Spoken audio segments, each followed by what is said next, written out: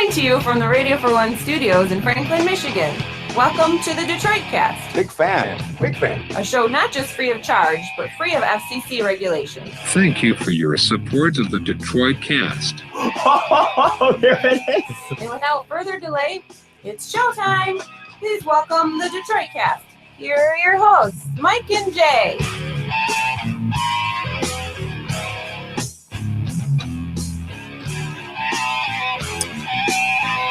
Well, good morning. Welcome to the Detroit Cast. Mike and Jay. Look who's back. Son of a bitch. Look at that son of a bitch. You got a nice sheen of a glow of happiness to you, E. What's going on with you? Looking good, just friend. Happy to be back. Happy to be back. I mean, I enjoyed my time away, but that's the sentiment I got from a lot of people. Mm. They were happy with your time away, which is nice. That's fine. Yeah.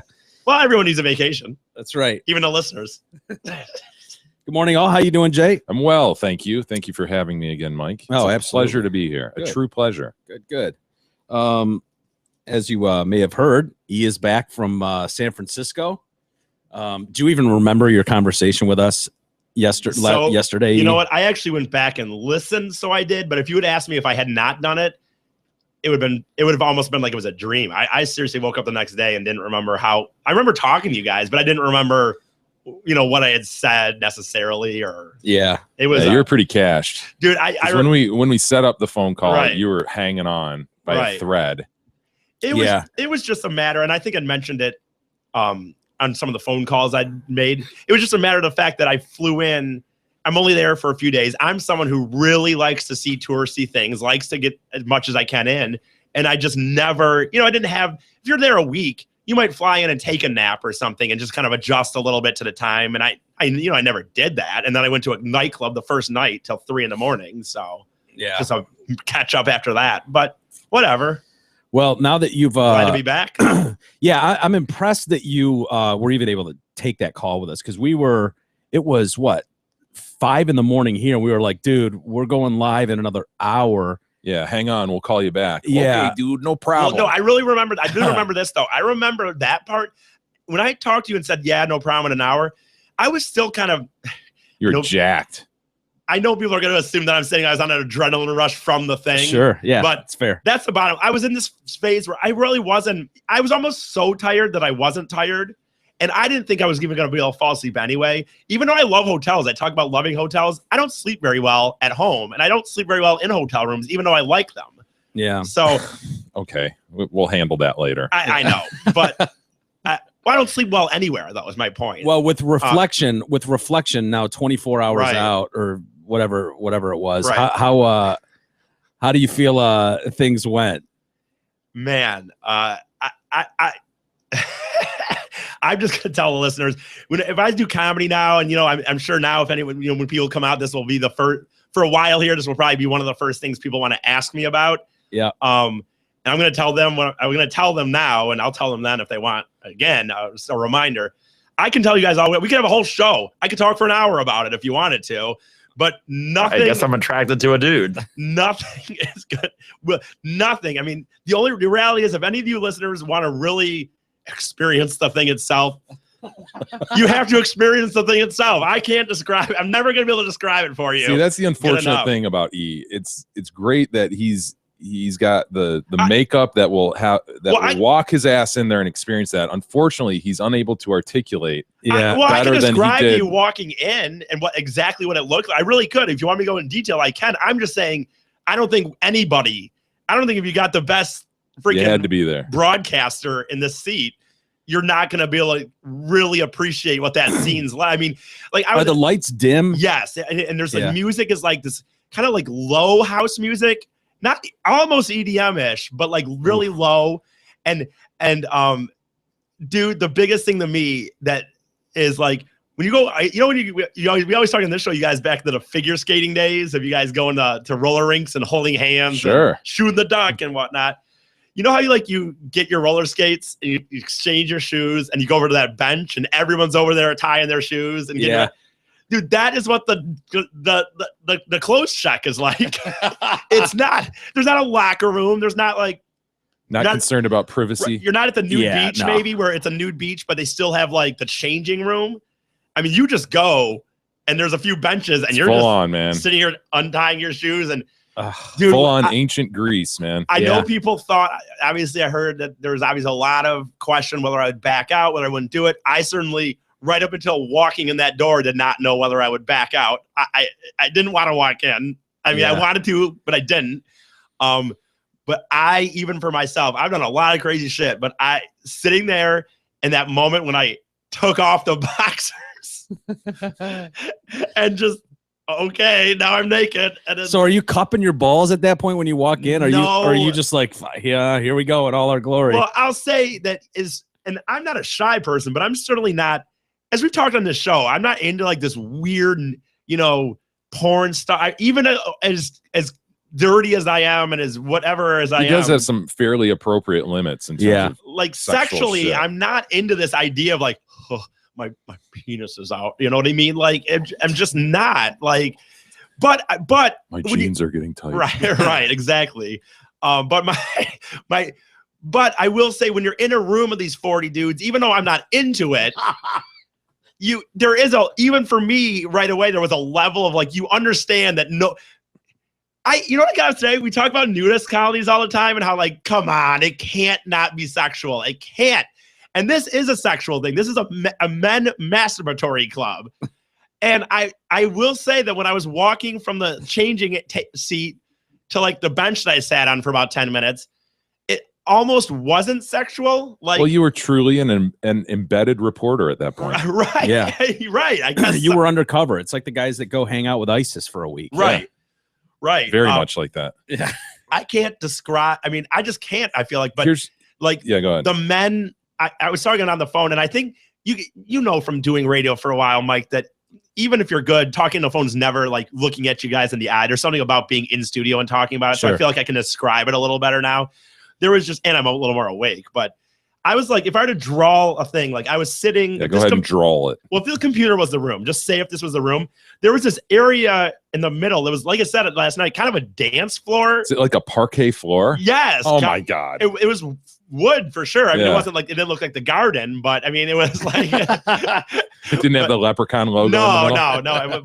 But and then there was these. That would have been weird. Yeah, it would have. Like I described, these benches on the outside, and it was very obvious that some people go there every week just to sit on the outside and do their thing.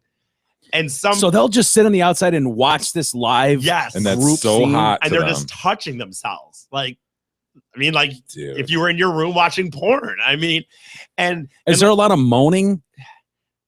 The grunting the going music on? is there. The music is on. So, but I will say that steady dude, low moan. And this is what kind of like, I know you're being a little facetious, but that's kind of, dude, you guys. And when I say again, when you say like, unfortunately, I can't articulate things, and I'm telling again, maybe if you got like the world-class broadcaster, he could tell you what I'm about to tell you in better detail. I cannot believe in my life, dude, I've done some crazy shit. I've lit myself on fire. I've run around in a thong in public, but like that didn't seem as crazy as this, dude. So like right in front of me at one point, there was two dudes just naked, making out and grabbing each other's asses. And they were definitely moaning and then the other scene was absolutely like people in this dance floor. I mean, it was just like 20 in a group. So you really couldn't even, maybe it's just a mashup of men. Maybe I should have forced myself to walk up and walk around them. Yeah. I couldn't do it because my worry was if I did, someone was going to start grabbing my dick. Like that was a real concern. Because once that was a risk Jay and I were willing to take. I mean, we really were. I'm sure that it was. And would that really be the end of the world? I mean, as far as taking one for the team, so some guy grabs your ass, whatever. It wouldn't have been the worst, I suppose. I mean, I wouldn't have liked it, but I guess I'm attracted to a dude. I need a better description of the room here. You describe it. You are infatuated with the room. No, I want to know how packed in people are. It wasn't. What I asked you yesterday, is it like double the size of this? And you said, yeah, about that. 40 guys, and that would be packed in. 40 people is a lot of people. It was a little bigger. You know, it would be like if you took this studio and you took like where the old studio was, and you took a wall, made the big square, right, and made it complete. God, that's still a lot of guys. So what, 30 by 30?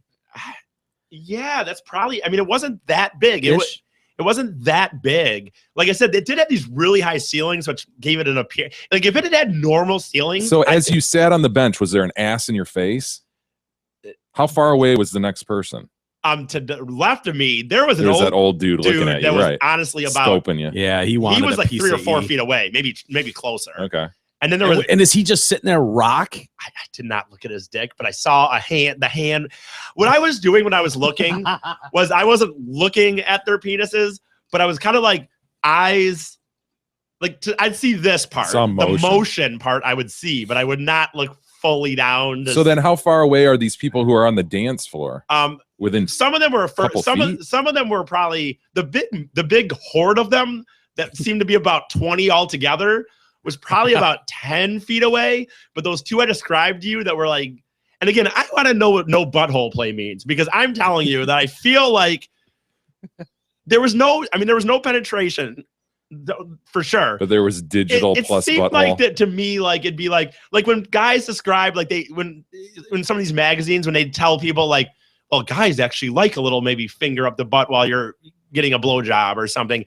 That's almost what it seemed like to me. Like, yeah, it wasn't like, yes, they weren't really, engaging in anal sex, but maybe some play there, at least what I saw. And now maybe when they say none of that and no obnoxiousness, maybe it's almost like, okay, but if it's clearly the person's okay with a little bit of it, it's okay. Maybe there's some, some unwritten rules, as it were.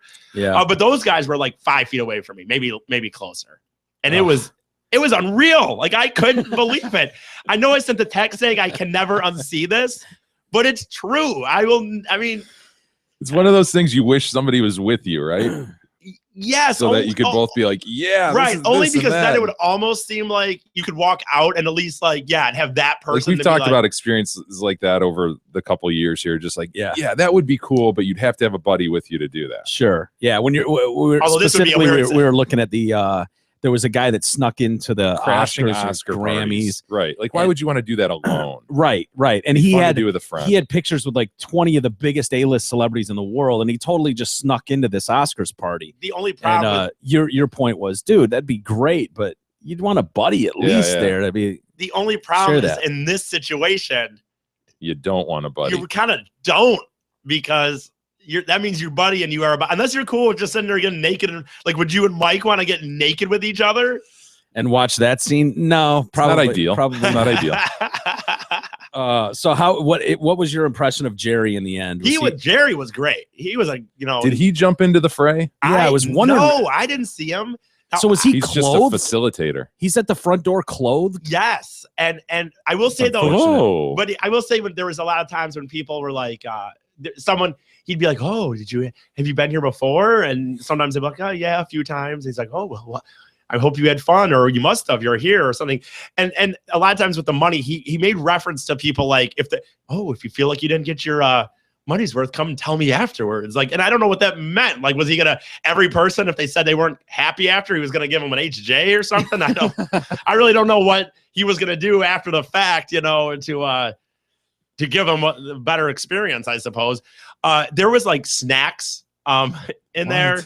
I didn't partake, but there was like a peanut bowl. There was like wine. Shit, man. You always hear about how dirty and nasty those things are at bars and stuff. Never reach into the pretzel bowl. Yeah, I've heard that. Can you imagine? But at a Jack's meeting, I should have brought some beer, I guess, in the end too. I will say, Jerry. Did people bring? They say cans are welcome, right? I didn't watch anyone bring any in. Now I did notice that Jerry was drinking like Colt 45 out of a can. Hell yeah, he was. That dude, like I said on the phone last night, that dude must have a damn good memory. Honestly, like the minute I said I was from Detroit to come see you, he's like, "Are you from the radio station?" And he remembered 20 years later. Dude, the station finally made it. I swear that's unless he was just faking it. I imagine the Jacks are not on too many people's radar. Like, no, that's just not. That's the seedy underbelly of the world, and that's just not going to be on many people's radar. Well, yeah, and here's the thing: it's not like he's going to do a promotional tour and be giving interviews about the Jacks. We always, have heard, obviously, like I've heard the message over numerous times, but they ask any newcomer there, like, how did you hear about us? Like they're doing some customer recon. Like, oh, well, step up our, Facebook message. I don't know. But And honestly, every single person that said that was new and answered where they heard them was from word of mouth. I didn't hear one person say the website. Well, their website. I was going to take issue with Jerry with not, that. Yeah, it's a little. They need new web development. They need a merch section. We'll have to pass on Eric Ellenbrook to Jerry. Oh, I'm sure Eric would love to work with them. Yeah, he could do great work with the Jack stuff. I mean, if they got him all the photos that he needed, Ellenbrook would love that. He'd love to dive in on that.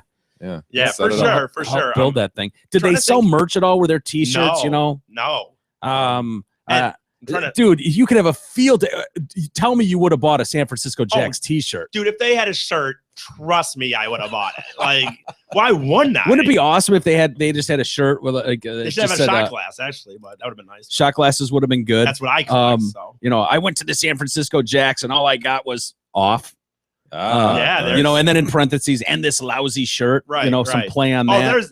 He liked his wordplay for sure. Anytime that any person entering the building had any reference to it, that something that could be turned into sexual innuendo, he jumped on it. Oh yeah. Which makes sense. So someone walked in and he went, "Oh, welcome here," and he said, "Yeah, dude, were you working today?" And they went, "Oh, I just got off." Are you kidding me? That would he wouldn't let that. Like if you just went, God, no. "Oh, are you coming from work?" and the guy went, "Yeah, I just got off." Like that wouldn't just go, "Oh, well, glad to have you here then." No, not that. A line like that. He just teeing it up. Oh yeah, he'd have been. Oh well, get ready for 2 times today or something. I meant to come last month, but I wasn't able to. Hopefully you come today. No, yes, dude. But I mean, he was a great dude for sure. Like, have you come here before? Oh yeah. I mean, I've come here before. Dude, watching the people. Haven't we all? Watching the people walk in, and it was funny. There was like, I think I said this on the phone. I'm kind of confusing what things I said and because I listened to it last night, but I saw. So that as we've heard, because we listened to it, the price had gone up to 10, and you can tell very obviously a lot of these people go on a regular basis, so they're not going, and people didn't know that, and so we had to tell everybody it was up to 10. And is it because of the new lease or what? How's he explaining this? Yeah, exactly. And the thing, they used to be at the Power Exchange, I think. There was a few places, okay, for sure, but yeah, the lease was the reasoning. But what was the point? This is very much like moving into the new Wing Stadium, right? Oh, of course, very much. But very much like that. The point of that story is that they raised the price. If you raise the price, people will be like, he'd be like, if you don't have the 10, next time's fine. But technically, by the way, you don't have to pay anything. You can actually it's a donation. It's a donation, but raise the if you don't have the money. These guys are just showing up with $7, right? Yeah, and that was my point. Okay, that was the point I was going with. 2 2s and 3 1s. Right. Sure.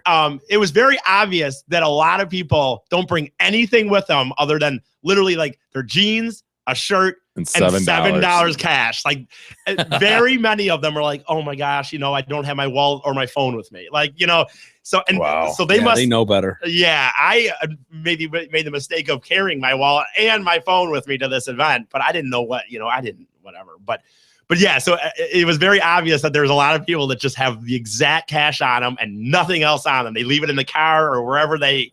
So would you describe a lot of these guys who show up at this as like normal looking dudes? I would say most of them, if you were just there were some flamboyant gay guys there you was mentioned, some, but just a lot of them just like, hey, just guy off the street, if whatever. You were just at the Rite Aid or the Meijer or something, you wouldn't They're just know. walking amongst us. What? That one dude though that I described that was like waiting. Remember when I described the line? I don't know if I described that well enough, but like I was really peering. There was like a building, here, and then here, and then there was a building. Well described. I know. I'm trying to do it to you. I can give it to you guys, but I don't know if I can. There's a street. The building was the Jacks was there. There was a street. Sure. Building across the street. So I was like peering a corner of the street around like the 7:30 time to be like, are there people out there? Are there people? And that's where I saw the line, as I said, that I would not wait. I'm not waiting in line with dudes. Yeah. Well, this other guy was like over on the other side of my street, like essentially a block away, and he was even more careful than you. Right. I looked at him looking over there. And at one point he definitely was he a younger guy? Older guy? Probably. He looked late 30s, probably. Yeah. Had a mustache, by the way. He looked like a gay guy. I'm sorry. He looked like a dude. And that's why when I saw him, I looked at this guy just staring over at the building, and I'm like, And there's got to be a million things going through that guy's head, right? Like, how did I get here? Am I really going through this? Am I really going to walk into a jack-off club? Am I going to? Is this my bottom? I wonder if that dude was a first timer. Anyone. But I know, but I wonder if that dude wasn't his first time, just because of how he was. And I swear he saw me too. And I tried to pretend like I was there for any other reason. And when I saw him walk across the street and go at him, I'm like, okay, now I'm going to find out if that was him. And he walked past the building, and I just remember going, okay, go. And I crossed the street and started walking to the building. And by the time I got to about the building, I saw him walking in. I'm like, oh my fucking God. So now he knows that I was also kind of like, oh, am I going in? Am I not going in? You're both shady as hell. Right. Oh, so shady. Yeah. So shady, but whatever. Well, that's awesome. I can't wait to talk to Jerry and see what he recalls from E's trip to San Francisco to visit the Jacks. I really can't wait to talk to him. It's gonna be and then of course eventually we can talk to that chick too. That oh yeah, the chick I still haven't seen her. Bringing it back around to this chick. He's in love. He might be. You might be. Can Every you pull time it up? we've talked to you, you keep. Oh yeah, don't forget about that chick I met. Well, that I went to dinner with. I really met and I'm now in love with. I'm not. No, I just think the listener. I just bring it up because I think the listeners. I know they. I want to see what she looks like. I know they're going to want to hear it. Hey, while you find that picture, our friends at Zot Ford believe people deserve choices. For example, the King chooses kale salads and diet water. Big E enjoys disgusting fingernails and poop flakes, while Chaz chooses the simpler things in life like a red fanny pack. So Zot Ford and Ollie would like to offer TDC listeners 2 awesome choices as well. Right now, lease a 16 Ford Fusion or a 16 Ford Escape for just $158 a month. That's right, your choice. A brand new Fusion or Escape for $158 a month. View their wondrous deals and massive inventory at zotford.com. Out of there. That's her in the white. Wow, E. She kind of looks like Big E. A little bit. Dare you? You throw blackish rimmed glasses on anyone. Yeah, he kind of has a Big E feel to it. Like, hey, young Bernie Sanders looks just like Big E. I don't know, I'm just kind of going through on the left. Yeah, she kind of looks like the type of chick who would go to dinner with E just off the cuff in San Fran. On a whim. Hey, she bought the drinks on you let the girl buy drinks money. E. I threw a credit. I had a credit card. I'm like, no. And she's like, no, let me buy. Bitch. I had a credit card set. I'm like, no. And like, dude, I've got a per diem. I'm here for a whack-off club. I didn't tell her that, but I told her I was on, whatever. You know what I found interesting, by the way, is that you openly tipped the Jacks, gave them freely $10, even though you're a newbie virgin and could have got away with $5, was it? Yep. I could have got away with $5. So you go ahead and tip the Jacks, but you will not tip a bartender. I tip bar. I'm not going through this again. I just thought I'd point that out. Okay, it's a good point. Sure. Are there more pictures? Do you have a nude picture or a nude video over or anything? No. Anything on Facebook like that? Sorry, I didn't realize you were going to come over here and look. POV video or something like that. Yeah, POV. That'd be great. Perfect world. So did you get anything from this chick? A hug, a kiss, anything? She's toothy. Your children will have massive chompers. I hugged her. I hugged her at the end of both nights. They will have the most beautiful jaws ever. Look at that. Can you imagine these two mating?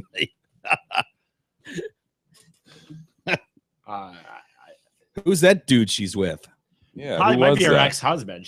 Go back to this. We need to see what the standard is. Let's see what she's I don't know used out here. I don't know that is. I just know she had an ex-husband. You looked pretty significant there. Let me see. Yeah, he looked rather normal too. Yeah, looked like his dick was bigger than E's too. Yeah. Just at first glance. He doesn't look like somebody who can just be easily dismissed as whatever. She's kind of into the skinny, goofy guy that does this with his neck.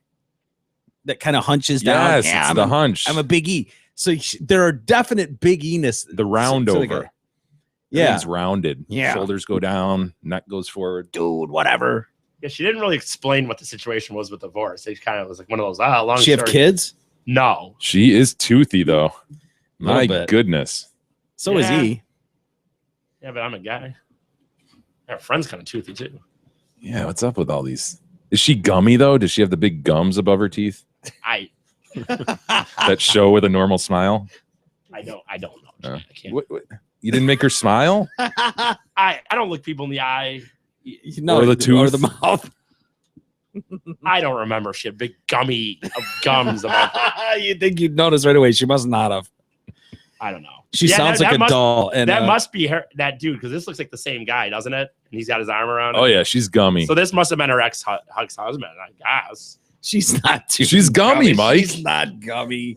She's she's fine. a nice girl. She's a wonderful girl. And if she's spending time with E,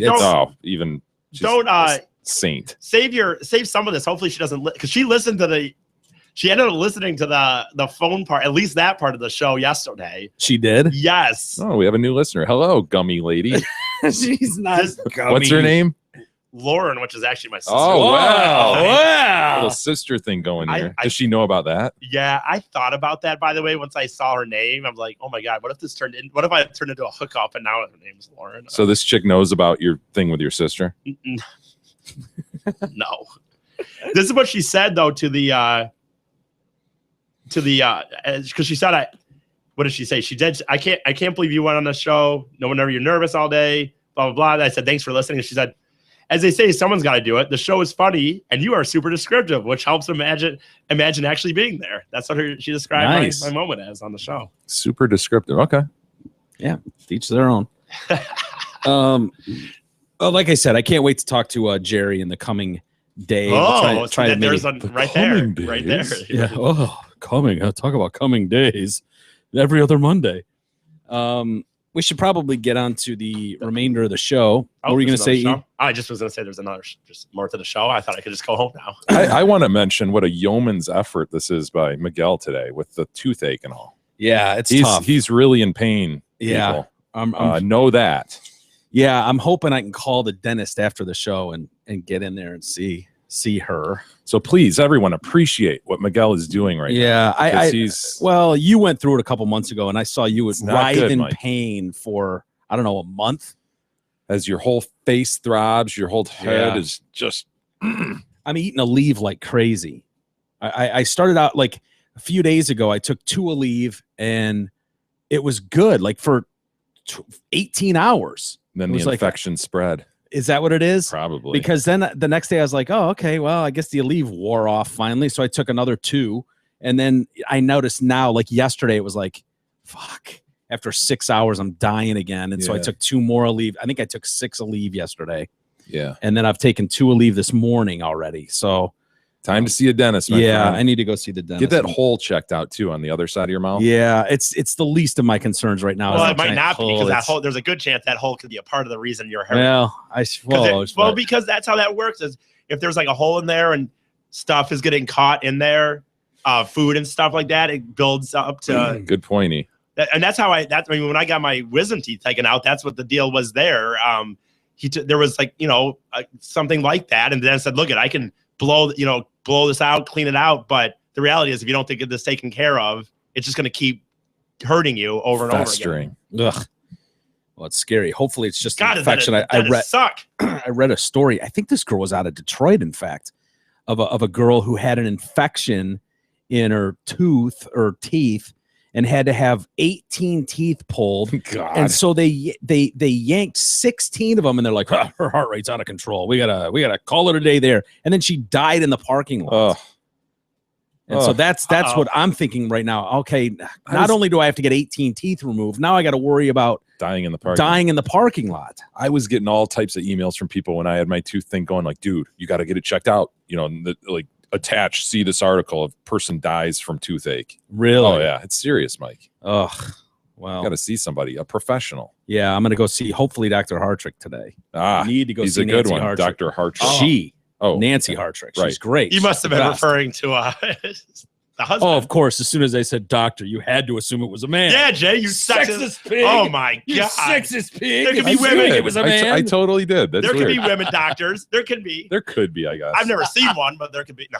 And who would ever go to one? For God, Christ's no. sake, God, Jesus. No one would trust their teeth to a female doctor except me. By the way, the best dentist I've ever met. She's amazing. So she must have had a really good male teacher.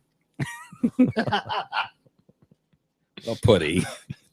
Have you seen the town halls that have been going on CNN the last couple I have nights? taken note of those. I saw Kasich up there with his wife and 2 teenage daughters trying his best to make sure his daughters didn't go too far into conversation without him kind of guiding them. Yeah. It's like this really uncomfortable thing. Like, Cruz has the advantage. He's going to be up with Heidi tonight, I guess. Yeah. He has the advantage of having too young of daughters to throw up there on stage. I was wondering, you think they'll throw them up there, No. the 12-year-old and the whatever they are? No. Yeah. No.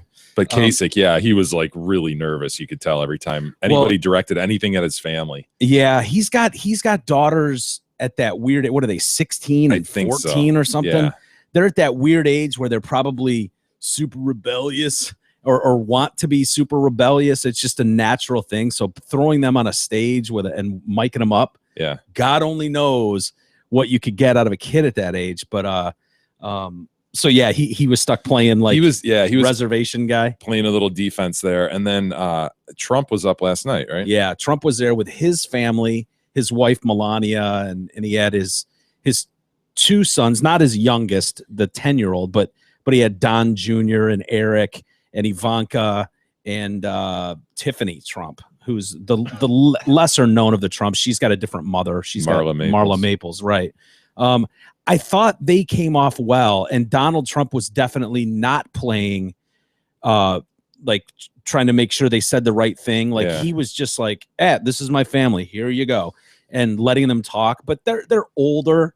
They're smart. They get it. Yeah, but they come off really well. I got to be honest. They come off well. It doesn't seem like so often when you see these politicians with their family, and it's like, you want to stand at a 30-degree angle to the crowd. You want to get your elbow at this degree, and you want to make sure you wave. And then as you're waving, rotate 30 degrees to the crowd so they can all see you. Like you just get this feeling, this over planning. Like here's how you do it. Make sure you wear blue with white, but wear that. And your hair should be dolled up this way. Make sure you don't have too heavy a makeup on. Like I'm sure we'll see that with Heidi and Ted tonight. Totally. That's just the feeling I get, and maybe that's not totally fair, but that's fair. That's the feeling I get with them. And with Trump, it's just like, these are my kids. Deal with it. And the kids came off well. You can't deny that they seem like very well-adjusted, normal people. Yeah, it's not what you'd expect. You'd expect this multi-millionaire, if not billionaire, to have these spoiled brat kids who are just living off their dad, suckling on the teat of Donald. Yeah. But instead, by all accounts, these guys have like real jobs within the organizations, of course. But whatever. They've worked hard, and people say that they work hard and they're really in these positions, and they're there with merit. Mm-hmm. And they actually care about the businesses and stuff, and that's what it seems like when you hear them talk too. And they're just kind of winged questions from the crowd and Anderson Cooper, and there was nothing. I don't remember. I didn't watch all of it, but when I was watching it, I don't remember any of them where I was like, oof, where you're like, oh boy, that he's not going to be happy that was said. Yeah, never. It was always like, okay, fair enough. That well said, well put. Maybe they're coached a little bit on stuff like, be prepared for these types of questions. Well, Ivanka is particularly important to him because of the anti-woman slant that everybody throws at him. And she's just like, no, very supportive of women. Yeah. This is how he raised me, and this is how he encourages me. Yeah. And he just sits back and listens, like you said. And she's good in that she's been through this whole sort of media thing with the Apprentice. Yeah, mm-hmm. She was on there for several seasons. Don Jr. was also on some of that. So they're not virgins to the whole kind of interacting with the media and coming off on TV in a good way. It's a weird attack on Donald Trump. And I understand why. I understand the game of politics and how it's a game of spinning what someone said and twisting it to make you sound awful and sound like a baby or a whine, and they all do it. But that one is hard to believe has stuck as much as it had. This whole, he's a sexist pig, he hates women, like this whole narrative that Donald Trump hates women. Because look, I hated Donald Trump. I couldn't wait to find an interview with Donald Trump, cut it up and go, look at this egomaniac. People that listen to the Jerome Mike Show will remember how much Donald Trump shit we played. I'd put together 5-minute pieces of him talking about how great he was, how much the school he went to was the greatest ever. Every interview I do is great. Like, blasting the fucking guy. Right. But one thing you could never do was deny the fact that at every point in his career that you can document, he's got women in absolute leadership roles, more so than most people. Like, so it's weird that they've tried to stick that on him. Like, yeah, he does defy kind of the stereotype of this rich businessman, powerful guy, boys club guy, in that he does seem to have a strong family who are supportive of him and will attest to his support of them throughout the years. And then he doesn't seem to be like this crazy ass womanizer like you would think. Yeah, he's had his share of wives, and I'm sure he's had his share of good times. Yeah. But it's not just this, there hasn't been this unleashing of just crazy shit like that. Yeah. But I think where the woman thing comes in is he has been very willing to criticize appearance, which is a signal for I hate women, right? If you're going to dumb it down to you're ugly. Yeah. And that's the Carly Fiorina thing. That's the Rosie O'Donnell, you're a pig thing. And so that's where all that stems from. Yeah. Well, fuck, I lost my train of thought. I can't remember what I was going to say. Yeah, it was interesting nonetheless to see him up there and see his family come off rather well. But there's some other shit that not Donald so much as catching, but Bill O'Reilly. Yeah, I don't know if you saw. I actually heard this little point in his show. I don't listen or watch that much, but I threw it on the radio, and as I was driving home from something, and I heard him say this, what you're about to read, and it struck me like, really, Bill? Did you just say that? You're going to be in trouble, man.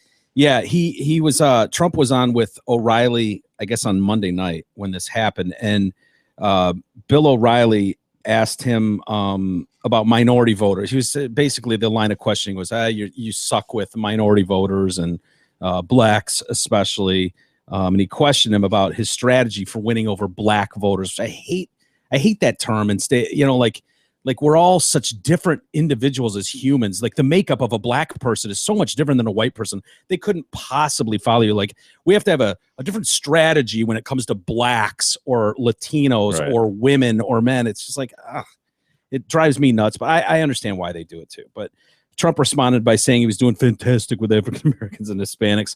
And then O'Reilly says how he wanted Trump to explain exactly how are you going to get jobs for black voters.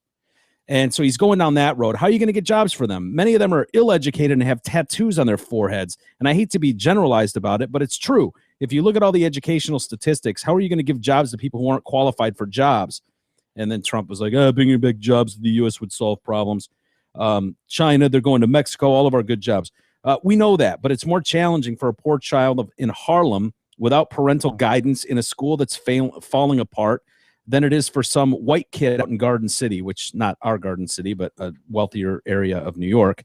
And you say you can bring jobs back, but if the kid isn't qualified to do the job and can't do the work, you got to get into the infrastructure of the African-American community. Do you have a plan to do that? And so people are all outraged, like, it's a legit line of questioning, but the whole tattoo on your head and all that's what jumped out at me. Like, yeah, Bill. Yeah, take some heat for this, my man. Yeah, he gets on this role. I don't know if you watch him much or no, almost him much. Never. He gets on this thing where I'm just a plain talker. Okay, I'm just a plain no spin zone. I'm just going to talk plain. I'm an everyday Joe kind of guy. Right. It's like, no, you're not, man. You're media elite, just like everybody else. But that's the tact he tries to take, and I think he just spun a little further than he usually does into that role in saying that. He's been around the game long enough to know generalizing like that, it's just going to be plugged. And maybe he doesn't care at this point. He's made his millions. He acts like he doesn't care. Yeah, but I'm sure he does. It would have been a better line of questioning for him to say, how are you going to help poor people, disenfranchised people that don't have proper educations, that have tattoos on their face? Like, that's not exclusive to black people. That's not exclusive. I mean, I think of meth heads with fucking shithead tattooed on their forehead. That guy's just unemployable. Yeah. I'm sorry. He can work in a bar. He can work in a tattoo shop. He could be a telemarketer. He can be a telemarketer. We know that. And a white guy with a Nazi poem tattooed on his forehead. Yeah. And he excelled. He was dynamite on the phone. Mrs. Johnson, let me tell you about the Michigan Association of Police. I mean, he would just spin it. Yeah, he was locked in. He knew his options were limited, especially back in 1991 or whatever that was. Like, his options was pretty extreme. When you decide to go Nazi tattoo forehead, I mean, like, dude, your options have so dwindled. You got to be behind a phone, and he that was not lost on him. He grasped it. He accepted it. He ran with it. Yeah. So I don't know I don't know what you expect the president to do. Also, the line of questioning is kind of dumb because what do you say to that? Like, what could any president possibly do if somebody takes themselves and goes, I've got no education, I've got tattoos on my forehead. So when's my great job coming back from China? Like, what do you expect the fucking president to do about that? So when do I start? Yeah, like, dude, you've put yourself in that position. Like, what do you want Donald Trump or Donald Ted is Cruz putting or Hillary himself in Clinton that to do position though by being so generalized himself? Oh, I'm going to bring the jobs back. I'm going to put them here. And Bill's just like, well, how are you going to train? Okay, you're going to bring Apple. You're going to make Apple bring all their jobs back, which they won't. How are you going to train them to build these iPhones? We'll get it done, Bill. That's where he was going with that. And Bill just was like, well, what do you mean you'll get it done? Yeah, it's an impossible task. And you can't possibly answer that question. How do you answer that question? Yeah, I'm going to bring Apple back here. What? So you can charge. What do they say an iPhone would cost if it was made in America? So $2,000 for an iPhone. Nice. I mean, you need some sweatshop asshole making this thing for. Damn, if I'm going to pay that much to get on my apps. My Nike shoes need to be produced by Malaysians. Right. They need to be. I wouldn't be able to be on Tinder and stuff like that if I had to pay $2,000 for a phone. I know. You would somehow would get it done. Mom. It's a tough one, but yeah, Riley catching shit, but. The ring to it. God damn it.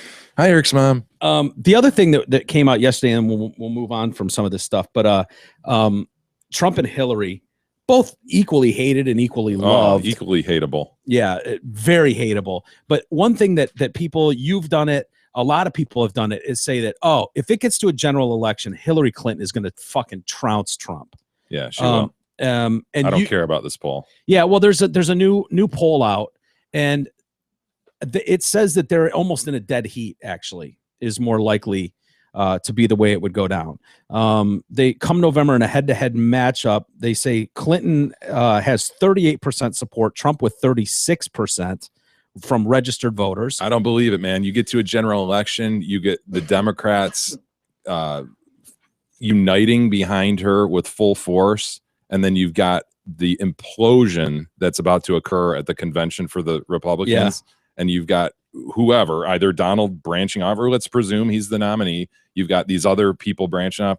It's not going to happen, man. It's not going to be close. She's going to kill. I don't believe that. Yeah. Another 16% would prefer to vote for a third-party candidate, while 8% are just like, I'd stay home. In a hypothetical Clinton-Cruz matchup, Cruz gets like 32%. Clinton is higher at 37%. But it just goes to show how disliked both are. All of them are. I don't know, dude. A lot of people said in the polls that you can go deeper and dig deeper, but a lot of them were like, yeah, if push came to shove, like 53% of Cruz supporters are like, yeah, in the end, I'd vote for Trump. I would. So there's what is going to happen at the convention and surrounding that hasn't happened yet, though. It's going to be ugly. What do you mean? It's going to be unrecoverable for the GOP, I think. Yeah. Did you see Paul Ryan yesterday? Yeah, taking his name out. Yeah, for the 8th time now? Didn't he do that when they wanted to make him speaker? Yes. As far as out of the running for the White House? Yeah. It'd be a huge mistake for anybody that tries to jump in as a last minute replacement because nobody gets the necessary delegates. How do you reason that? Like, how do you get? You'd be so hated by your own party. You'd almost sabotage your career going forward if you were to do that. What do you think the Trump supporters or Ted Cruz supporters are going to do if all of a sudden some white knight, quote unquote, which is what they keep calling this person, comes in, whether it's Jeb Bush or Paul Ryan, who's the face of the future, like Lil Marco. Note that Ryan said he didn't want to be considered, but he thinks somebody who's taken part in the primary process should be. Right. So he didn't say it should be Kasich, Cruz, or Trump. Right. Which could open the door for 17 people. Really, honestly, you're talking about Carly Fiorina could be included in that. Right. Somebody that ran for president. I wonder who he's thinking. Jeb Bush. Yeah, he wants to keep it open to Bush and Rubio, I'm sure. Yeah. Remember yesterday we were talking about Arnold Schwarzenegger pardoning that dude on his way out of jail. Yes. His political ally's son. Yes, who stabbed a kid. Him and another friend stabbed a kid at a party or at San Diego State University. and stabbed this kid to death. And I don't know that they've ever known exactly who was the one, like, oh, who dealt the fatal blow. And Schwarzenegger was pointing to that, like, well, we just don't know who dealt the fatal blow. And so it's like, what does that matter? Dude, being involved in the commission of a crime makes you as guilty as anybody else. If you're driving the getaway car while your partner shoots up a fucking store, doesn't make you any less guilty of murder. So I don't know what his point is there, but Snoop Dogg came out hard against Schwarzenegger yesterday on Instagram. Esteban Nunez is the kid that was freed early. He's 27. He's the son of Fabian Nunez, who was a buddy of Schwarzenegger's when Schwarzenegger was governor. And as they all do, which is what is so sneaky about this too. Like, you could pardon a guy at any point, can't you? Yeah. But they do it on their last day in office. Like, out. As I'm walking out the door, sign here, let him out. Which is just such a shitty thing to do. And Snoop Dogg is all pissed off because if you remember Stanley Tukey Williams, you probably don't know that Crips. name. Yeah, one of the founding members of the Crips was put to death. He was killed in 2005, and so Snoop wanted him out. Yeah, Snoop wanted him let out of jail. One of the founding members of the Crips. Yes. Maybe distinguishable from this. I don't know. Well, here's the difference though.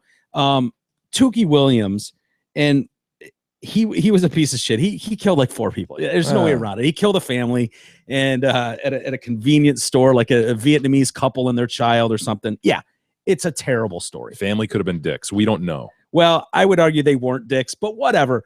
Put that aside for 1 second if you can. So he's murdered 4 people. Yeah, he's got that on his tab. He owes that tab. So they're like, yeah, Tukey, we got to put you to death. And so Tukey's sitting in jail, and while in jail, he denounces the gangs. He turns into a model prisoner.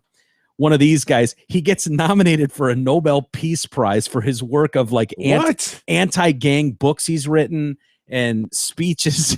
Like he totally turned his life around in a weird way to like to show what it can do. And they're still like, yeah, go fuck yourself, Tukey, and just put him in the chair and nuke them. And so Snoop and a lot of people really fighting hard towards the end of this guy's life to get him a second chance, not to let him walk out of jail, but like, dude, don't kill this guy. He's doing a lot of good. And you can see that. My argument to that would be, it's like when women fall in love with a guy in jail and it's like, oh my God, he's so attentive. And it's like, he's got nothing else to do. Yeah. He's got all day to sit there and write how in love with you he is and how you remind him of the ocean and the flowers and a cool breeze on a hot summer's night. Like, of course. Well, and the fact is, Tukey did that and he's got to pay the price, man. That's great that he improved himself thereafter, but Snoop's not going to be happy with you. I hope there's not a Jay Detroit cast attack from Snoop on Instagram, but he was none too happy. He had a couple posts yesterday. You want to play me? Arnold Schwarzenegger's a straight bitch. Punk motherfucker. How the fuck you gonna let this nigga out of jail, nigga, but you gonna kill Tukey Williams, nigga? Because homeboy was your friend. You was a bitch. You was a punk. Motherfucker. I can't stand you. You was one motherfucking racist piece of shit. Fuck you, Arnold Schwarzenegger. You got the right name, nigga. Arnold Schwarzenegger. Yeah. So Snoop's well put, Snoop. He's not happy about Arnold Schwarzenegger letting this guy go. Do we have one more, E? He came back for part 2. First Donald Trump and now this motherfucker. Man, you motherfuckers really got the game fucked up, man. Arnold Schwarzenegger. You's a bitch. A funky dog-head bitch. Fuck you. And I ain't changing shit and I ain't taking nothing down, nigga. How dare you think I'm gonna take this post down? Fuck that nigga. He don't scare me. Fuck about him.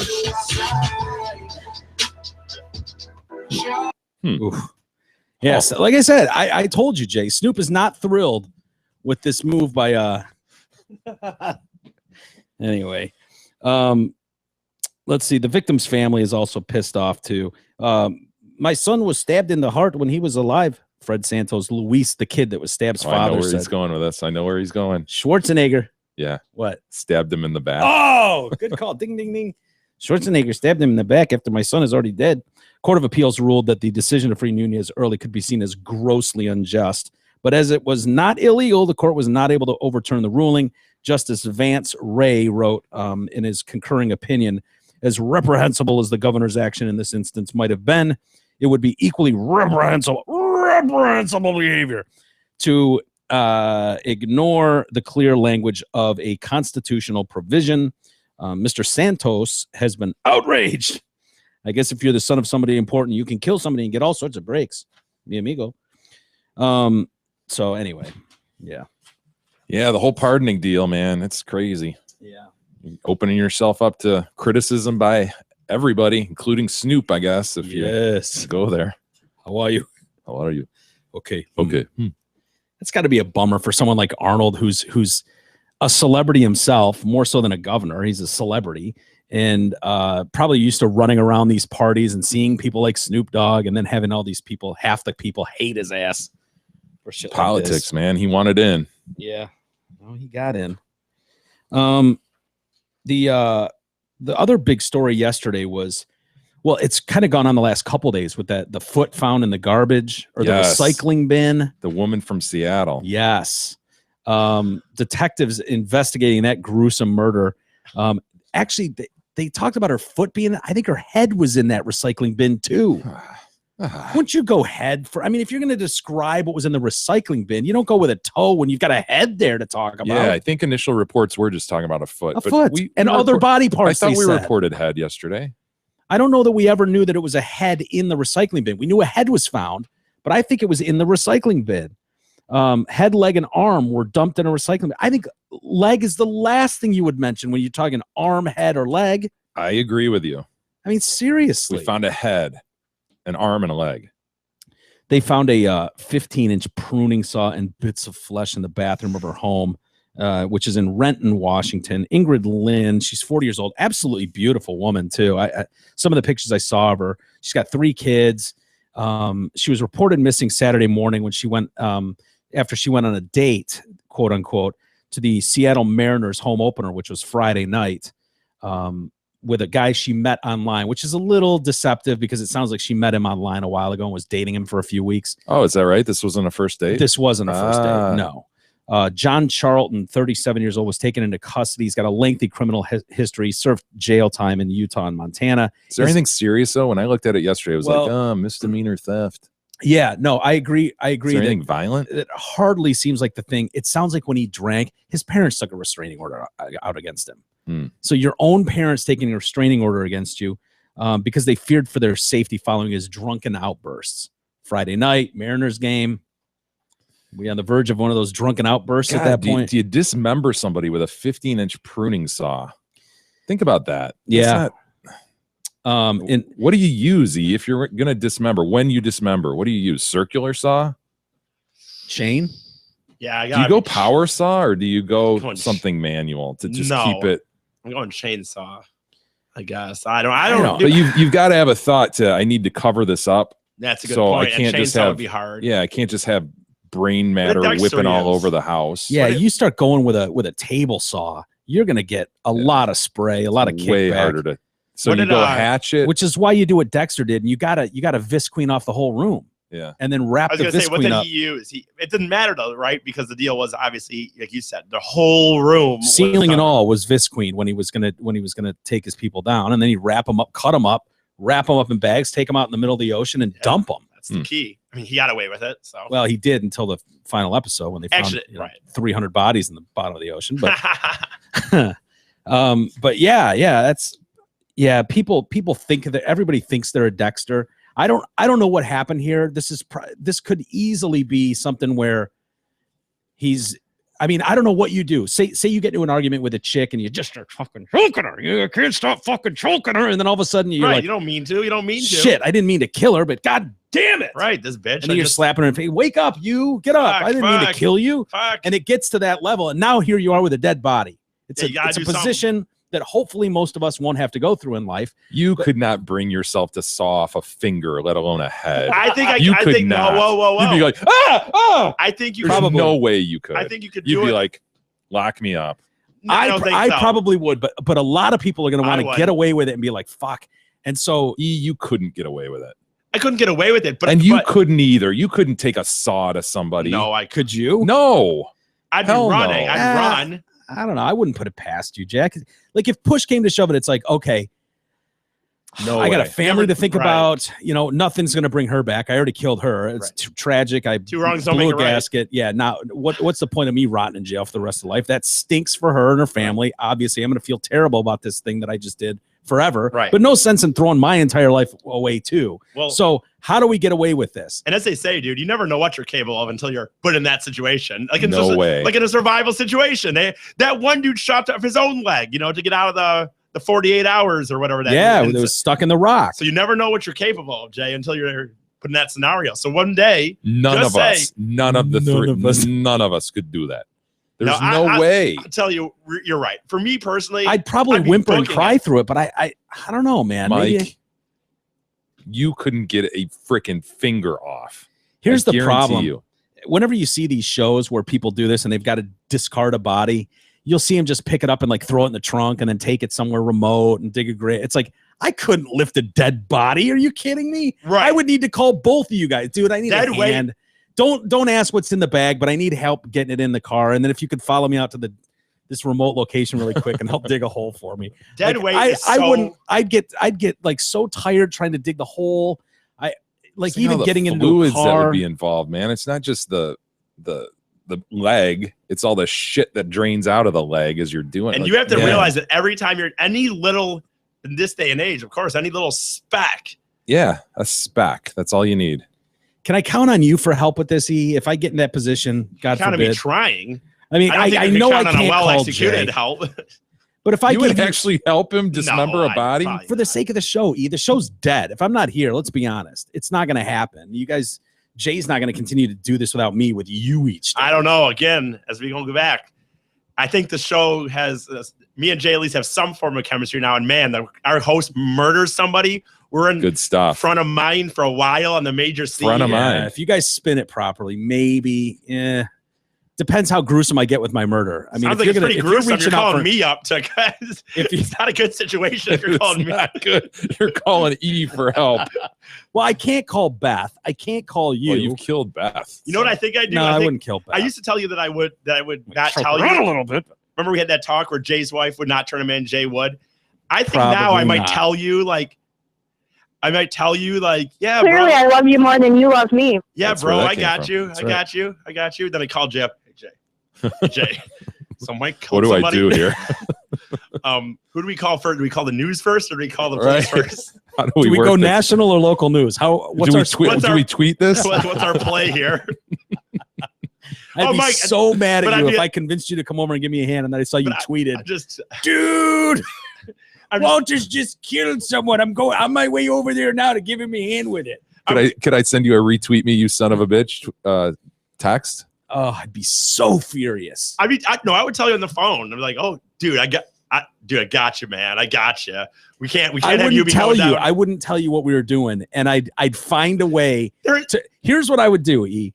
If that was the case, I'd go, E, I really need your help with this. You got to give me a hand, and then I'd have you come over, and I'd be like, start putting my hands on things. Take this knife really quick. I need you to cut through this piece of steak. We're gonna grill steaks tonight or something. And then so now your hands on the knife and all that shit. And so now it's like, dude, look, it's my word against yours. Who do you think is gonna fare better on the stand, me or you? Who's gonna be able to spin and talk better, me or you? And then it's gonna be like, I don't know what happened, Your Honor. I came home and E was there. So E, I can either pin this on your ass.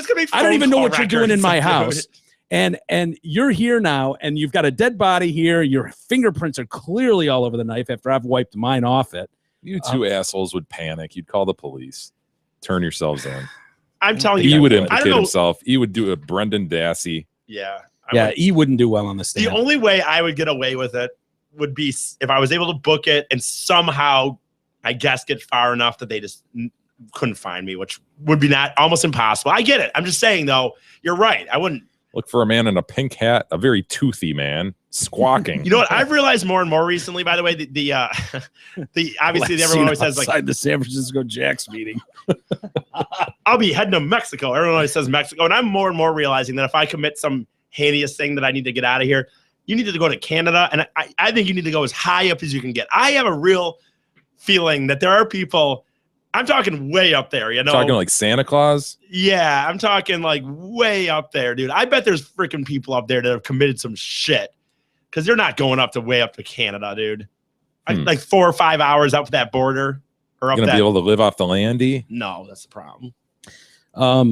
So police were led to this guy. It's funny you bring up phone records, because they were led back to this guy, this John Charlton, because of the phone records that they were able to look up. And when police got there, so the dad shows up with the 3 kids. So he's got him part-time. He's one of these, like I get him on the weekends or whatever. He's like, mom didn't come to pick him up. I'm taking him home sort of thing. Yeah. Or he was supposed to just drop him off. He gets there and nobody answers the door. And so finally he's like, okay, this is weird. She's a good mom with these kids. And I think they're like 8 to 12. I mean, they're right in that age where they really could use the help of a mom. And so they call the police, who then kick the door in. And that's when they find the pruning knife and some flesh in the bathtub. So he obviously did this in the bathtub. But the other thing they found originally was her cell phone and purse and her car there, which was reported stolen at one point. So I don't know if I guess maybe they went to the baseball game and they came back to her house. He tries to get laid. She won't put out. Who knows what happened? They get into a fight of some sort and then he kills her. But I always thought that was like, when they were like, well, her wallet and her purse is here. It's like, yeah, because she didn't know a woman's going to leave without that stuff. So anyway, terrible situation. Now the kids are staying with the dad full time. So that guy goes. That guy's like, shit. It's terrible. Every other weekend. Every other weekend. Every other holiday to.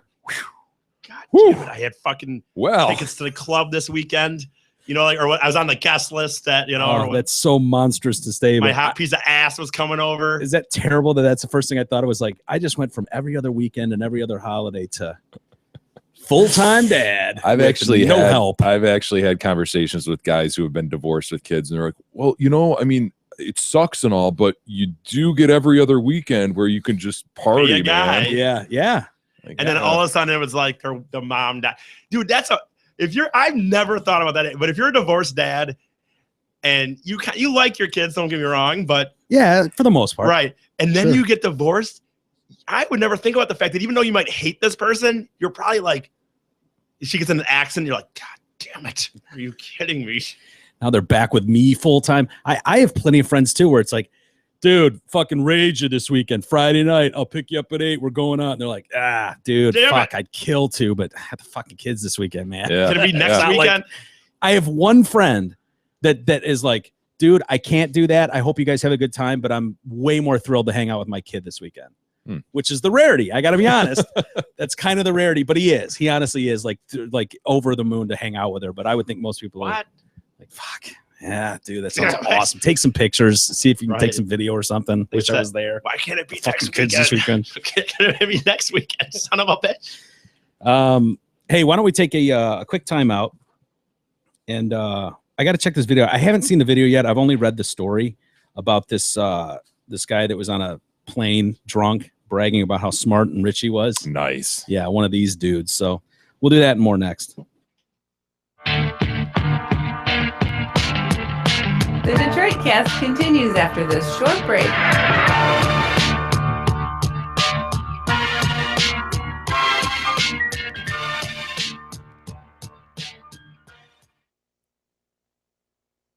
Hey, it's Steve Gabarra, the general manager at Zott Ford & Holly. We're closer than you think, and we have deals that do not stink. Zott Ford at I-75 and exit 98 is the only place you can lease the all-new 2016 Ford F-150 Super Crew 4-wheel drive for $188 a month. That's correct. Zott Ford has F-150 Super Crews for just $188 per month. Check out our obnoxious deals and massive inventory at ZottFord.com. That's SZOTT.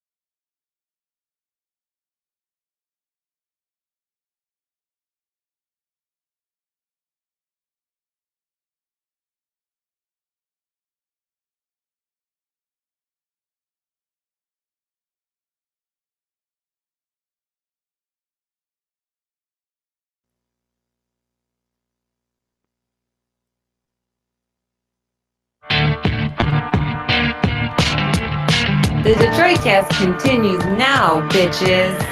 Here's Mike and Jay.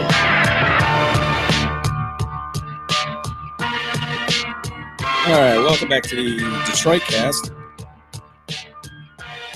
Actually, taking a little bit of time off next week. We are? Yeah. Oh. Yeah, it's time. When were you going to tell me? Now. The audience knows. I didn't want to spring it on everybody and just not be there. But next week we're going to take some time. But don't worry, we'll be back. We'll be back. We're not done this week. We got another show tomorrow too. So anyway, Mike, we have to mention our friend Chris Stajelski. Are you moving and live far away from Radio for One Studios but want to support the Detroitcast? Call Chris Stajelski of Remax Suburban and she will refer you to an excellent realtor in your area, anywhere in the country, or even Canada if you plan on moving there after the election. Check out Krista's website at kristasellshouses.com or call her anytime at 586-918-0900 for more details. You followed it all, this LGBT bitches going on in North Carolina. Just the fact that every liberal artist is jumping on the bandwagon and getting their name out there as, yeah, me too. Yeah. I'm progressive too. Yeah. Don't forget about me. I'm Brian Adams. You might remember me from the late 90s or mid 90s. Remember me from the summer of 69? Yes. Oh my God. No Robin way, Hood. that dude. Not Ryan Adams, Brian Adams. Oh, yeah, the Brian brother, Adams the brother took a stand. right or something. What was the one that he did for the Robin Hood movie? That was a huge hit. Oh. He's had some mega hits. Yes. It's not fair to peg him as a one-hit wonder, No which way. a lot of people do. Mega. Yeah. That one was big, man. But in a different time. I mean, Brian Adams has not been relevant in 20 years at all. No. He can make a living like Culture Club can make a living. There you go. He can come around and play come a chameleon. They come and go. They come and go. What was the song? Is it Everything I Do it for you? Yes. Everything I do it for you. Wow. And I think the video was shot like as a movie promo. With It looks like it scenes is. from the Yes, movie. Kevin Costner as Robin Hood. And Yes. Sure. Yeah. And so Bruce Springsteen did that too, came out and I saw that. Yeah, and canceled a show in North Carolina. Yeah, he just. So are all the people in North Carolina just not supposed to get concerts anymore? If you're a liberal, just be like, well, I guess we don't get to see any of these concerts anymore. Yeah, you're just done. You apparently, it's so funny, this forced idea of you have my same beliefs or fuck all Exactly, of you. It's just like, wait a minute, you're asking people to be accepting of your opinion on something, yet you don't want to be accepting to anybody's opinion on anything. Right. If or you're going to take your ball and go home. That's interesting that you say that. I mean, this is a legislature that was elected by the people who passed this law, right? And so because this doesn't support the liberal side of things, the artist, who of course has to be ultra liberal at all times so that they can get away with anything they want and have it still deemed culturally appropriate, just takes their ball and goes home. Oh no, we're not going to go there. Yeah. Nothing against the people of North. They're always like, oh yeah, sorry to the people of North Carolina. We love you. No, you don't. Those people elected that legislature that passed that law. Yeah. And it doesn't matter how we personally feel about it. Something just feels shitty about it. Like anybody that listens to this show knows where I stand with a lot of things. And I'm not personally going to fight for, oh my God, religious freedoms. But, and it sucks that they pile a bunch of shit into these bills. But, a lot of people are saying, well, I just don't want a fucking dude throwing on a dress and traipsing into the women's locker room or women's bathroom. Yeah. That's my argument with this. And it's like it gets stuffed into this thing where it's like we're talking about baking cakes for someone or denying service to somebody that wants to that's a gay guy that wants to have a wedding. And so it gets all thrown together. And now it's just this big hate bill. And right. and as a hate, I love that too. Is it you're hateful because you just want to put the brakes on as a culture and as a society and go, whoa, hold on. This is crazy. We are going to be ancient Greece before you know it, with the San Francisco Jacks happening on every corner, right? And that's everybody ought to accept it. Well, when your 6-year-old is walking at the park and has a adult male dick in his ass, and that's just culturally appropriate because, hey, who are we to say what that guy is doing is wrong? Yeah. Then come complain, because this is a huge slippery slope. Yeah. You've jokingly referred to, no offense to our Asian listeners. Yeah. You've jokingly referred to the idea that people could marry a horse. It's coming, people. It's absolutely coming, because who are we to say that guy doesn't love that horse and that he won't treat that horse with the utmost respect and dignity? Yeah. Who are we to say that, Mike? We can't speak for that person. He has his rights, and it's all relative. It's gotten to a new low, in my opinion, and I can't help but think, is this just a way for people to keep their name in the news and remain relevant? Like when you so cynical of you, Mike. Well, I can't, like, when you're hearing from Bryan Adams, how can you not think that? When was the last time you heard the name Bryan Adams? Unless you were a big fan and part of his fan club, and maybe Bryan does well. Yeah, but it great feels so song. right. But all of a sudden he's international news because he's standing up for rights and canceling a show. So all those people that bought tickets to your show, fuck 500 people that bought the tickets to that show. Yeah. It's so easy. It's just like these politicians who take the easy softball and go, I'm for education, I'm for the children, I'm for healthcare. Who's going to like give you this huge backlash? You know, I'm for people's rights, human rights, right? Yeah. That's what Bryan Adams says, and that's what these artists say. It's so easy for that side of the argument to just throw that out there and make everybody else look hateful, because they simply want to go, time out here. Yeah. Okay, we've got families. Okay, I'm taking my kid into this locker room, and you're telling me that a dude could walk in, and just because he identifies as female, he can bust out his schlong and start changing in front of my little girl. Yeah. If I'm a woman in a female bathroom, you know, is that really so hateful? And is it so cynical to think that guys will take advantage of that? Of course. That's just like, being guys, we understand what it's like to be a guy, and we know that there are dudes that are gonna go, yeah, I identify as female. Yeah, and in an ideal world, I'm gonna walk into a women's locker room and check out chicks. Yeah, of course people are gonna do that. Yeah. Porn has been banned in North Carolina as far as X Hamster is concerned. E, you're familiar with X Hamster, right? Not. I know it's about like Pornhub. I know about it. I don't really go to it. And this porn ban is the effort to show the hypocrisy, right? Oh, you people are so lily white in North Carolina, and you want to pass these anti-gay laws. Well, guess what? Look at all the gay searches you do on X Hamster. Yeah, there's people out there doing that. It doesn't mean that the people who have passed these bills are big hypocrites, but that's the implication here. Yeah. How are they banning it? Dude, Porn? they anybody with an IP address in North Carolina is not going to be able to get on X Hamster, apparently.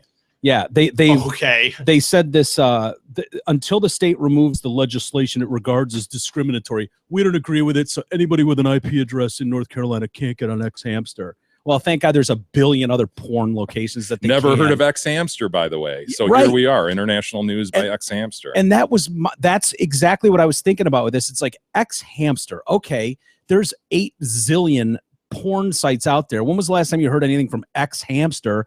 This is an easy way. I could see people in a boardroom going, dude, you want to make international? Bryan Adams is getting international front pages right now because he canceled a concert at the local Cracker Barrel in North Carolina.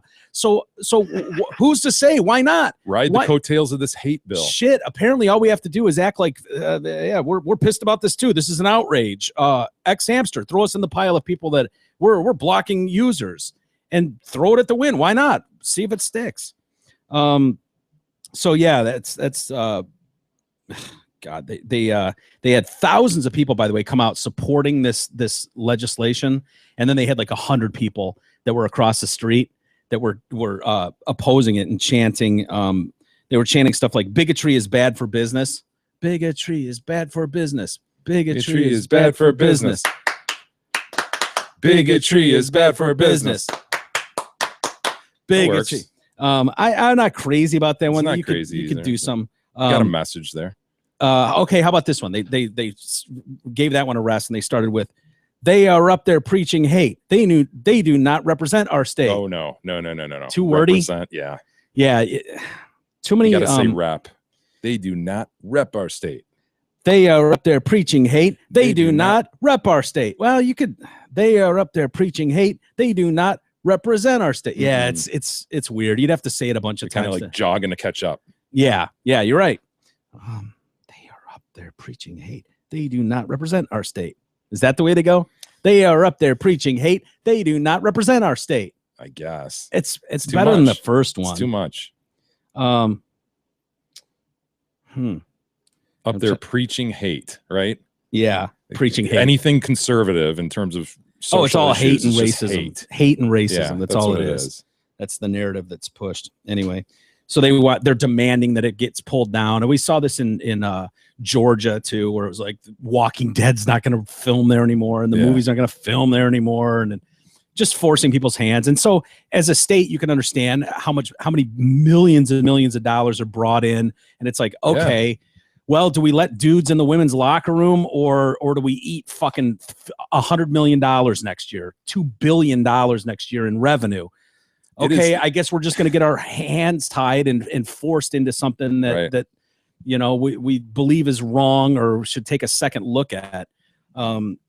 It's a weird thing. It just feels shitty. I understand that artists, whether they're actors or musicians, have a voice. They have a platform. When speaking into a microphone, there are lots more people hearing your word than if you're just on Facebook going, "This is bullshit" to your 4 family members that are following you.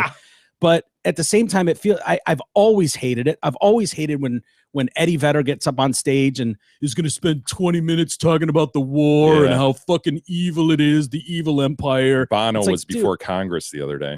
Bono, another one. It's like, dude, look, you were blessed with a good voice. Go fucking sing your songs and pluck your guitar and get off the stage. Why drag the whole nation? You don't live in the real world anyway. Why do we care about your views? Yeah.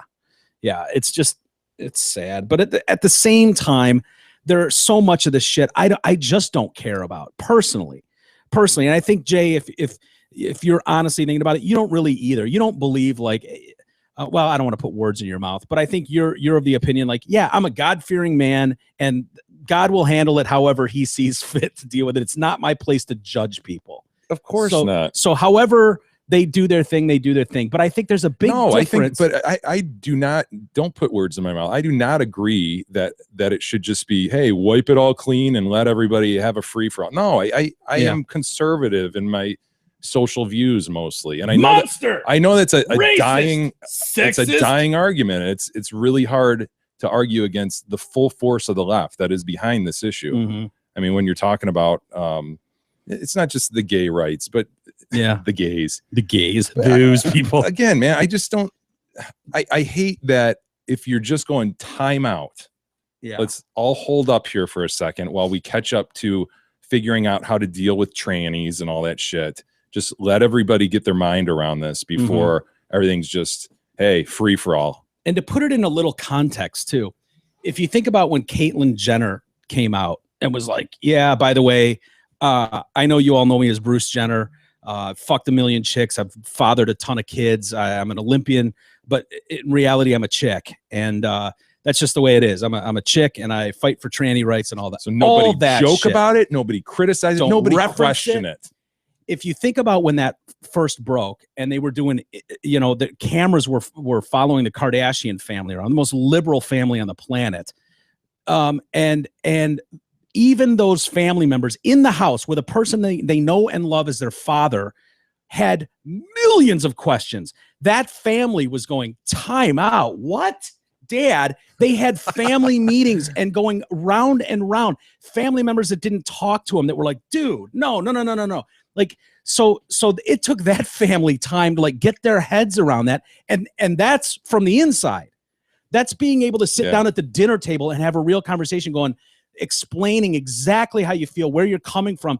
And so you're expecting the whole country to jump on board with some of those movements in the blink of an eye. We're not, what did he do? One season of a fucking show, which is 13 episodes, 7 episodes, where the whole country's just supposed to be like, oh yeah, cool, whatever. And I know it sounds ridiculous, but the argument about some guy marrying a fucking horse, I know they hate that when you say that, but to people that don't know different, that argument, when you were like, if you would have said 10 years ago, oh yeah, people are going to be able to just declare themselves a chick now and get full rights and go choose your bathroom at your local school, your local gym, whatever. You choose your bathroom. You don't even need to actually go through with anything. You can just identify as a woman, look like a guy, and then go into the bathroom and go, I identify as a woman. You would have said they were fucking batshit crazy that the country will fall for that or be cool with that. And here we are. And the problem is you can't really give your feeling, because if you talk to people on air about this, that nobody wants to be labeled a racist, a sexist, a misogynist, a xenophobe.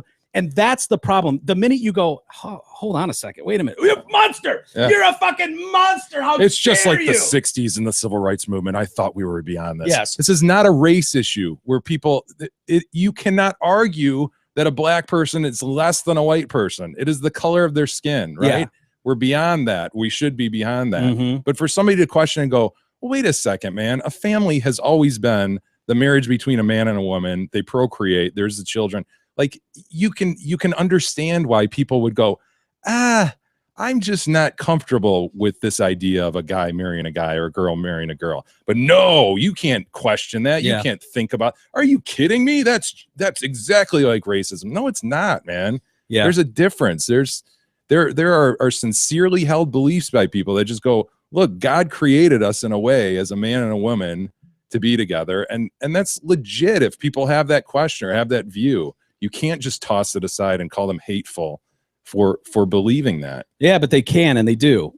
And it's the power of the left. And it makes it impossible to even have an argument. You see it all the time. Donald Trump wants to build a wall to declare this a country. It's as simple as that. Let's not just have open borders where any asshole, we don't know their background, we don't know anything about them, can just come into this country, dive underground, and start working and gaming the system. I don't know why you're a racist, a monster, a bigot for going, wait a second here. Let's get a border up here, have some border control. It's not that big of a problem to fix. You'd expect this in other countries around the world. America has been very, very open, as much as any country on the planet, as far as welcoming people in. That's what this country was based on. It doesn't mean illegals should just come flooding into your country. And he's been pegged as a monster for that view. And it sticks. Because it sticks. A way more sexy argument on the left to be like, yeah, you know what? I want to include everybody. I love everybody. I want everybody to have rights. Yeah. Right? That's the easier argument than to be conservative and go, hold on. I'm not saying they're worse than us. I'm not saying they're lower than us, but just hold on a second and let's be conservative about how we go about this. Yeah. It's way easier for a young person to latch onto a liberal argument, right? That's easier to accept. Yeah, man. Absolutely, dude. Yeah, whatever, man. Teach his own. You haven't lived life and experienced things. You haven't had a family. You haven't had to look at how things affect society, affect the kids who are sitting in the general population with your kids at school, because they've been raised in a certain way. Mm-hmm. You haven't been through those life experiences. So it's very easy for young people to latch on to the liberal argument of that. And so that it just grows with great power, and it's easy in a soundbite. Yeah. Progressive. I want people to have rights. I'm for everybody. Yeah. Right.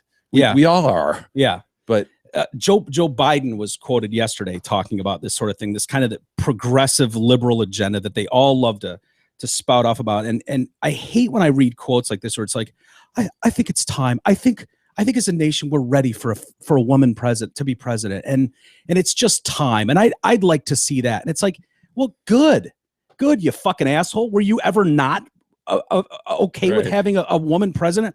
I'm fine having a woman president, as long as she's the right one. I don't want to elect someone president because they're gay, because they're woman, because they're black, because they're in a wheelchair.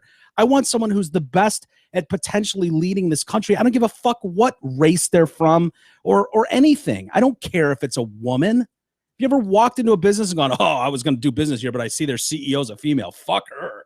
Walk up. No, of course not. Of course not. I don't even think about it. Right. Believe me, if Carly Fiorina had dominated and taken control and sounded like a leader, I'd be the first one going, hell yes, go Carly, go. Yeah. It's as simple as that. I don't need to make a declaration. Well, I think it's time. I think it's time as a nation. We're ready for a female leader. Really? Do you, Joe? Really, Joe? You ready for a female president? Yeah. A lot of us have been there for 20 years. Throw one up thanks there. Thanks for catching up, Joe. Yeah, welcome to the party, Joe. Dude, in my lifetime, when you reference that, and just being a little younger than you guys, when you say like it's time for a female, I have never, ever had a thought process of whether we should or shouldn't have. Like you said, it's just whoever. If you're watching politics, yeah, but there undeniably was. There was right? no, there was a time our grandparents could not have imagined a female president. I agree with that, but my point was, as that, like Mike said, I think it's about Joe Biden's age, right? Probably, yeah. If they were still alive. Yeah. But sorry for your loss, Mike, by the way. Thank you. I appreciate it. Sorry for yours too, Jay. Thank you. You can have mine if you want her. But but I have not seen your Nana this happy in years. But the point is, I'm just saying, I think the kids, even of my generation, like it's better, like you said, 20 years, dude. I don't know a kid in my age that sat there and said, I wouldn't like, not in a joking or satirical way, like, oh, women president, yeah, right. Like seriously though, that would care. Well, they would I guess Joe must be talking to his generation, because yours and mine are not against women being in powerful positions. It's just not in the least. Right. Yeah. Actually, some of the job, and I haven't worked any quote unquote real job. Like the one real job I had, I didn't have a female, boss. But the restaurant jobs or the whatever jobs I've had several female leaders. Actually, some of my favorites have been, my favorite boss ever. I remember was a female. Yeah. I can't remember her name now, but at Nippon Express. Yeah. Down by the airport. Yep. Female boss. She was awesome. She was a leader. You respected her. At no point did I feel like she's a chick. I could take advantage of this situation. No, she was someone I respected, and you wanted to impress her. Well, you would have if you could have, right? But that had nothing to do with it. She could have. I don't care. The utmost of respect, but God, look at them titties. Damn, she looks good and shit. Yeah, did you ever sit there and be like, Mr. Walters, I need you to do this? Like, fuck you, you're a bitch. Yeah, you're a woman. Get out of here, woman. And just went back about your daily life, like whatever. We don't need Bruce Springsteen telling us, how to view things. It's the point. Yes. Right. I was watching that Race for the White House, that series. That's they've been doing. Great series, isn't man. it? Yes. Isn't it good? They had one on Clinton v. Bush HW, that aired on Sunday, and I was watching that, and they were talking about back in the day, or was it? No, it was John F. Kennedy. John Kennedy and Nixon, and and they were talking about how Kennedy's team put together promos with jingles were real big. If you're looking for the man to lead the way, go Kennedy. Whatever their dumb jingle would be, and they put it in a commercial, and they aired it. They aired the shit out of it in daytime during soaps, and these jingles, and they're like, oh, this is terribly sexist to say, but they were gearing those towards the housewives. And I'm like, why? What is sexist? Like, it is what it is. The time, that's what happened. Men went to work. Women raised the family. They watched soap operas. And that's what you do. If that's your target demo for this, like, what is so sexist? And like, okay, it is what it is. That was the time. So they were describing that today as, looking back, it was very sexist. It even hurts me to say that this went on. We want to whitewash history. Right. We want to get rid of the Confederate flag, make sure that didn't even exist. No, And that's where things were. Right. They did this jingle. It was on during the day, and it hit women who at that time happened to be at home. And you realize that by pushing that sort of thing, it's going to happen to you down the road. 20 years from now, they're going to look at things that we're doing right now, and they're going to go, well, this is terribly abusive to say. I can't believe I'm saying this. And they're going to declare something that we're doing right now is absolutely monstrous that we can't even see coming. It's just the way it is. And it's like, no, this is where we are as a country right now. Right. Okay. Look at, whatever.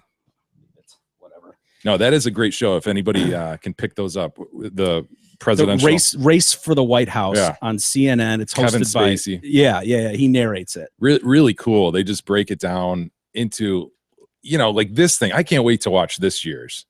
Whatever comes out of this, it'll be such an interesting thing to look back on and see how this progressed. But that's what you remember little pieces of these things. Like I remember HW and Clinton. I was in college at the time, and that one really I remember well. But even to go back and review they show some of the debate stuff and how personable Clinton was. And how practiced that was and intentional he was in doing that, and how non-personal H-Dub was. Yeah. And it's just neat to see, like, with retrospect. It was funny to see just how big of a pig he was back in the day. What a player he was, and what a what a robotic relationship that Hillary and Bill have had forever. Oh yeah. I mean, that's just that it's jumps off the TV screen. It's like one of those, like nobody would have to tell you and Gab to make sure you hold hands so the public can see you holding hands walking into this club together. Like you'd almost have to tell them that, like, okay, now we're going in front of the people. We need to let's get through this. Yeah. Stand next to each other. Jeez, you're married. Yeah. You can touch each other. It's okay. Kiss her when you walk out. You do love each other and romantically. Yeah. Just FYI, remember that as a reminder. I love that woman. What if you had to I love Hillary. He had a note card. You know how they're reading like the teleprompter, and he just says his note card. I love Hillary. Yes. Okay. I wouldn't doubt if what he is doing as far as stumping for her right now is per a written contract that they entered. Dude, I wouldn't be surprised at that either. Yeah.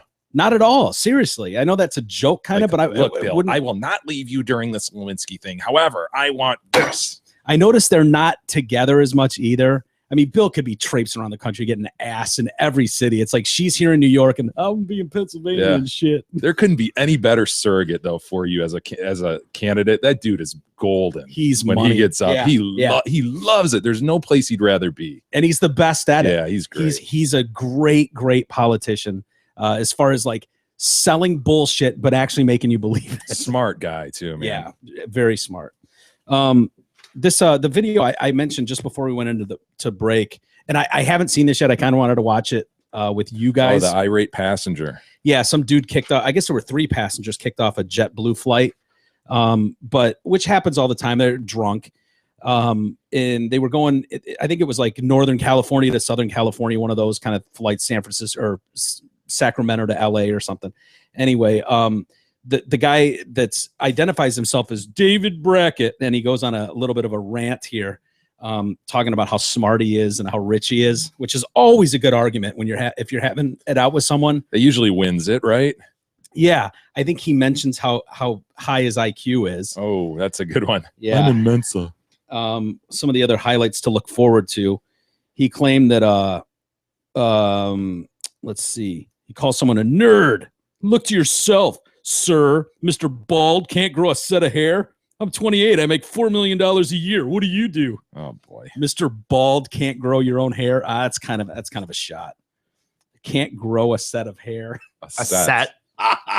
And 4 million. I mean, don't get me wrong. For me, I mean, that's a good amount of money. But that, are you criticizing the fact that he makes $4 million a year? Dude, I think if you're gonna, that's what you're gonna criticize here. Yeah, dude, he's making coin, man. $4 million. I think if you're gonna play the rich card, it has to be at least 10 million a year. And I think you could get away with much less than 4 million. But you know, if that's your standard, that's okay.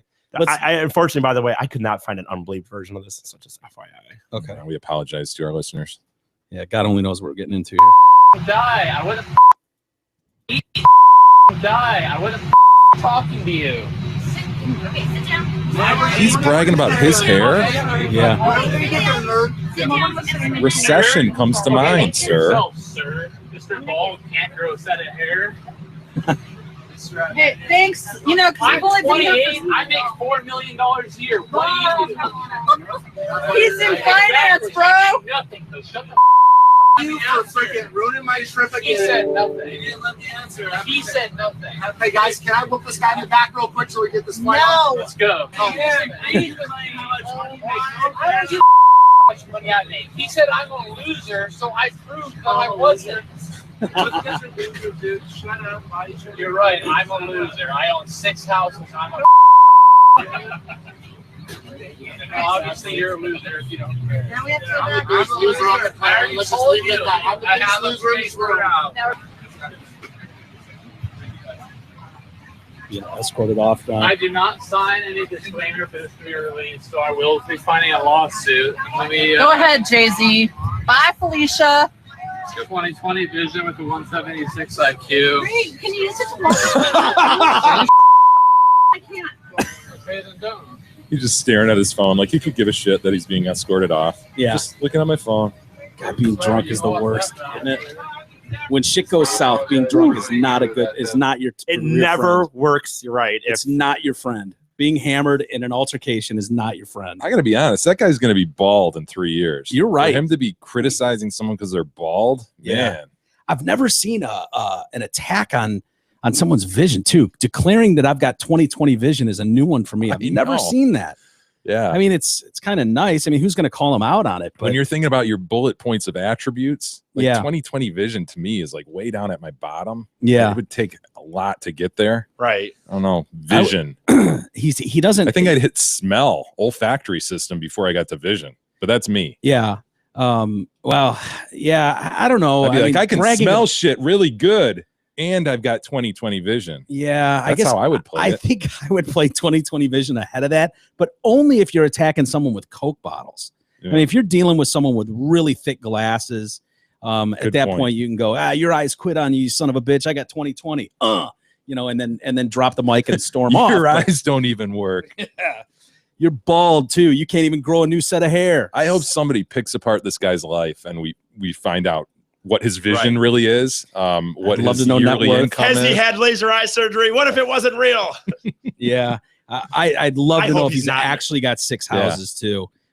And I'm sure the Mensa folks would like to know if he truly is a 176 IQ, because I could argue you may be a genius, sir, with a 176 IQ, but you're too dumb to know how stupid you're going to look on camera when you're hammered. Good point. It just seems crazy to be. If you're that rich, what are you flying Coach and JetBlue? Dude, I was going to say the same thing. I That's thought. a great point. Isn't JetBlue kind of like an economy? Very airline? much. That's my perception, at least. I've never considered, like, I thought when you're looking JetBlue's at, supposed to be kind of nice though. is it? I thought so. Yeah, cleaner, newer, but but regardless, you would think if you've got $4 million a year that you're making, the last thing you would do is fly Coach ever. Yeah. Dude, if I made 150 grand a year, I would never fly Coach again. Yeah, never. Okay, you're right. Maybe you're right. Even if JetBlue, you're in first class. If you're making $4 million a year, you're in current genius IQ is generally considered to begin around 140 to 145. If he had a 176, the Mensa people would like him in their group. Yeah, I think they would. Yeah, I hope he gets picked apart, man. Did we have a name? We didn't even have a name, right? I think he declared it was David Beckett or something. David Brackett. well, a guy of such status from. isn't going to have a listed phone number. Right. To see which house should I look it up for? Yeah. Well, I don't What know. address? I would think he wouldn't fly Coach either, but he's doing that. Who knows? Maybe he is. Man of the people. The Utah teacher that was banging one of her students. This is the chick who looks like the Russian spy. She does. There's something really sexy about her, Yeah, though. but there's something gross about her too. Yeah. She has some images where you're like, face Yeah. is like a pumpkin face or something. Yeah, sort of. I know what you're saying, but you can tell that, like, at a night out, she could really look good. Yeah, especially if you're Let 16. me see. Yeah, you'll remember her. Brianna Altice. Oh yeah. Remember her? She's Nice one of the more titties. infamous ones. Lots of courtroom images. I'd put with it to her. Yeah. Oh, for sure you would.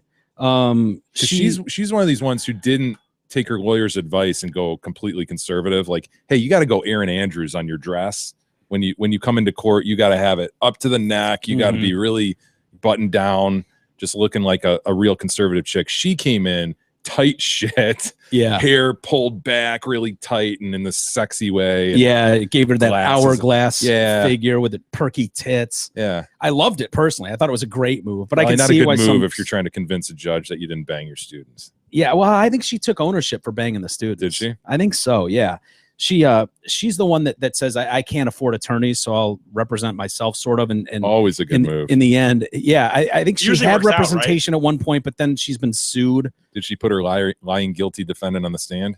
Maybe. She wrote a 2-page letter, which we've referenced before, to the judge, saying she didn't have money for representation in the latest case against her, and that she meant nothing evil or malicious when she was banging these kids. Little dream maker. She was banging 3 teenage students, by the Nice. way. Altice is before the court again. Was this like a gangbang or were these separate? I think they were separate. Yeah. One of these victims, I say that loosely, Very loosely. brought a lawsuit against her and the school. One of the boys, he was 17 at the time, back in 2013, claimed in his own filing that What an opportunistic asshole. He's getting laid by this chick who looks like a Russian spy. Yes. And then he goes and sues her and the school system. Awesome. Yes. Good for him, dude. What a dick brain. he said, I confided in her that I was having trouble with my parents at home. It's like, dude, every fucking 16-year-old has trouble with their parents at home. Shut up. Sometimes even people of 32 years old have Good point. Have you watched a John Hughes film, dude? Come on. He claims that Altice took advantage of his vulnerable emotional state by making him feel awesome. Yeah. By making all his wildest dreams come true in an instant. Come true. And she took advantage of my vulnerable emotional condition. He also alleged the school was fully aware of what the teacher was doing both on and off campus, but did nothing to protect him. Yeah. Dude, he needed stop protection. that damage. God damn it. Really? You're going to try and get this to fly in a courtroom, son? Police ultimately accused her of molesting, again, of dream making for 3 students. Their investigation alleged that the woman had arranged meetings with teens in the parks, in cars, at her place when her Russian spy husband wasn't home. Wow. Yeah. And this is sounds like she's a gamer. As to the teen who filed a lawsuit against her, the former teacher told him that he should communicate with his parents and continue to do his best in school. She added that after they had started the relationship, which is my main point in all these, what do you know? The teen's grades improved. Hey, going to class helps. Dude, I've said this for 2 years now. If there was even a hint that I could bang my hot English teacher, math teacher, drama teacher, whatever, I would have shown up for class. Like, that's all the incentive I would have needed. Yes. Was like, I know it's a long shot, but rumor is that Miss Altice is banging like a student a semester. And man, I just want to be that guy. I want, like, you can't win the lottery if you don't play, right? Right. And so Good I want to point. be the kid. I'm going to try to impress her. I'm gonna do all my homework. I'm gonna hand it in on time. This is Lo and behold, your grades skyrocket. Yeah. From a 0 to a 25. Hell yes. 0 to a 25. Back in 2015, she pled guilty to 3 counts of forcible sexual abuse. Like, she was just grabbing dicks. Get in me. Get it in me. Admitted to touching 3 students, penoozles. Admitted to touching. I don't know why, but that phrasing just seems even more. As if she just walked up and went, there was touching. I touched it. I admit, I touched his genitalia. Ooh. With my tongue, back of my throat, teeth, lips, my rubbed vagina, up and down, vagine, lips for hours. Yeah. She's already serving a 2 to 30-year sentence. Dude, it's brutal. This is off the subject, but it reminded me from just this kid sounding like such a pussy when he's talking, like, oh, my, emotionally, blah blah blah. Oh, I mean, this guy is such a total pussy. It's stunning. So one of the things I did was take a tour of the baseball stadium, AT&T Park. Yeah, how was it? Great, by the way. What a fucking beautiful stadium. Yeah. Unreal. But the reason it reminded me, though, is this kid sounding like a pussy. Right near the end of the tour, and I don't know how I didn't see it because I was actually walking up with the tour guide. The tour guide was really good, so I was kind of keeping up, and he was kind of giving more information if you're walking with him. But this one kid with his dad looked to be, 13-ish, maybe give or take a few years. Apparently, he tripped. I don't know how the hell he tripped. And tripped and fell? Yes. And it's funny because I remember all of a sudden this lady started going, sir, to the tour guide, someone has fallen. And I'm thinking, dude, okay, you trip. Every one of us have tripped before, but to the point where you fell to the ground like an old lady. Yeah, it's been a long time since I've fallen. Think about that. Right. Yeah. Dude, when I was looking back, I assumed it was there was a few older guys on the tour. I thought maybe an 80-year-old man had fallen, not a 13-year-old boy. And so 13-year-old boy should get up, fall off a roof. And that was going to be my point, dude. So everybody had to stop. We all had to stop. The tour guy went back and had to help him. And this kid, he was a fat kid, wasn't he? No, he wasn't. He looked like he was athletic. And the tour guy had this. Of course, he is going to ask him, "Are you okay?" Blah blah blah. But the kid had this pussy face on, like he was crying, like he was literally getting ready to cry about it. And his dad, the rest of the tour, he was walking on his dad, almost like when you see somebody sprains their ankle on the basketball. I mean, this guy is such a total pussy. It's stunning. On the basketball court, we had the 2 guys on the side of you, and that's how he was the rest of the, even into the elevator going down right at the end, and his face just had a pussy face on. How could he have tripped to the point that he fell on the ground? I'd say he did, but Mike's point is you're 13, right? Man. Bounce up. Yeah, you should be able to go on, man. I would think, obviously, if a kid gets hurt, that's terrible. But I would think. Hold on. Okay. I would think that the father has a job to do in that point, and that's to declare spit on it. Yes. I mean, that's the play with a 13-year-old boy is spit. Does spit on it not work anymore? Walk it off. You're fine. Yeah, and that's not man up, chin up. Stop whining. Not a tear. Go. Not a tear should be. You should. Not a tear. I've seen you declare that to Sweet Pie. I saw Gab tell Sweet Pie, not a tear. Is that when she fell that one time? She was about to be a baby in a second grade class, and it was like, was that at the party? Yes, at the party. It was something like, her pink crayon is cuter than my pink crayon, or some dumb argument. And Gab's like, not a don't you dare. This is your Christmas fucking party. I will choke you. I will choke you. And Sweet Pie is just like, quivering lip. Okay. Perspective, Sweet Pie. Perspective. Yes. You're at your Christmas party. You don't cry at the Christmas party. Yeah, dude. She gave her the female version a spit on it. Yeah. And the thing is, we weren't even like we were walking up a stair. We were on the concourse at this point. We were kind of in a club level. We were saying like, this is what the club level looks like. We were not going upstairs. I don't even know how. Truthfully, I look back. I don't even know what he would have tripped on. Do you think he faked it? I don't know what happened, but to the point he was on the ground. I want to know why he declared that he had a pussy face on after that. Dude, because he did. A pussy Show face. the face. Dude, Show the I face. can't even do it. You can do it. Like just whimpering, like look like, and it was like, I just remember looking back even at the setting where he fell, and I'm like, did you react at all? If I was you, I would at least like turn my back a little bit and gone, ugh. Yeah, like at least so one other person in our party heard me go. Probably the tour guy too. Like, the tour guy was absolutely like, you could tell he was kind of like, are you kidding me? Because he's like this older dude that would definitely be like, dude, but he knows he has to react. He knows he has to, Right. But you could tell he was disturbed by the fact that he did.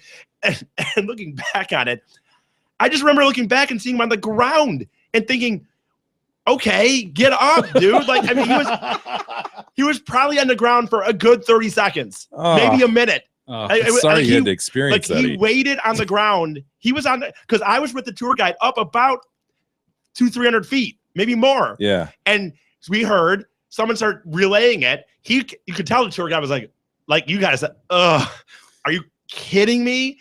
And he had to walk back. And when he was walking back, the kid was still on the ground. Like, we all need people need to help him up. Any sympathy for a fallen person, it should be reserved to infants and seniors. Yes. And that's it. If you fall in that 8 to 60 gauge, like you just don't like it's like, that sucks, but deal with it. Yeah. Spit on it, shake it off.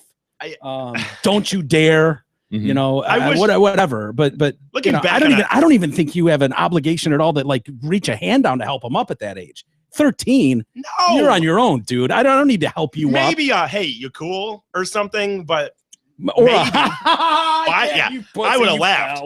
I wish I would have yelled out, "Fucking pussy!" But I wonder how that would have gone over in the tour. If I was probably not well. And it was funny. The lady that was like calling for the tour guy was like, "Sir." A man has fallen or something, and it's like someone has fallen. A little too dramatic. Anyway, I completely forgot about it. Before we get to email, you want to pop this video up? I wanted to show you guys this guy walking his dog. He's got himself a little dachshund. Yeah, a little Dachshund, and he's an older gentleman, and he's walking his poops out on the street, and someone's filming him. Of course, portrait or landscape. We haven't had a landscape in a long time. You're right, we haven't. Someone needs to teach inner city kids the difference between landscape and portrait. I notice it usually when there's a fight on a campus somewhere, and I'm sorry, it seems to be more inner city than anything. But if there's a good brawl on the street where weaves are flying, it's always in portrait. Yeah, you're right. Always. Oh, here, wow. This man is bent over, hunchback style. Yeah, I think it's foreign. I don't think he's here. But go ahead, E. Yeah, the graffiti does not look English. Well, and it could just be filmed by someone who's foreign, so I guess it. Oh boy, look at it, poops. So this guy is moving, I don't know, 2 feet an hour. He's got a cane stretched in front of him. He is hunched over, and his little poops dachshund is on a leash, a short leash, and he's just look at it, poops. He's walking 2 feet an hour too. He don't care. Which is funny because he's usually with his human man. If you walk a dog, like they'll pull. Dogs will pull. And this dog knows better. Like, if I pull now, I might just yank him down onto his face. It's like he's learned the hard way. Yeah. He's almost like as patient as a leader dog. You see those leader dogs so well behaved, but this little wiener dog dachshund guy is he's just patient. Oh my God, dude. This is my favorite poops video that we've watched. I don't usually poops. He kind of lets the human get out ahead a little bit, and then he walks. And then he stops, lets the human get out, and then he walks. That's awesome. Isn't that great? Dog just going for his walk. I'm going for my walk.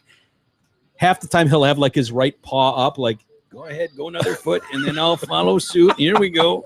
Look at that guy. Yeah, I thought you guys would enjoy that. Mike, we have some email. What do we got? Before we get to email, we have to mention our buddy Mark Leibovitz of LPL Financial Advisor Extraordinaire. How much money will you need in retirement? For most of us, the answer is not at all clear. Retirement doesn't have to be a mystery. Contact Mark Leibovitz at LPL Financial today to learn the answer to one of the most important questions for your retirement. Call today and tell him you're a friend of the show for a no-cost, no-obligation consultation. 248-626-2000 and ask for Mark. Securities and advisory services offered through LPL Financial, a registered investment advisor. Member FINRA SIPC. Obviously, the trip to San Francisco has dominated email and Twitter messages and so forth. So I just picked out a few.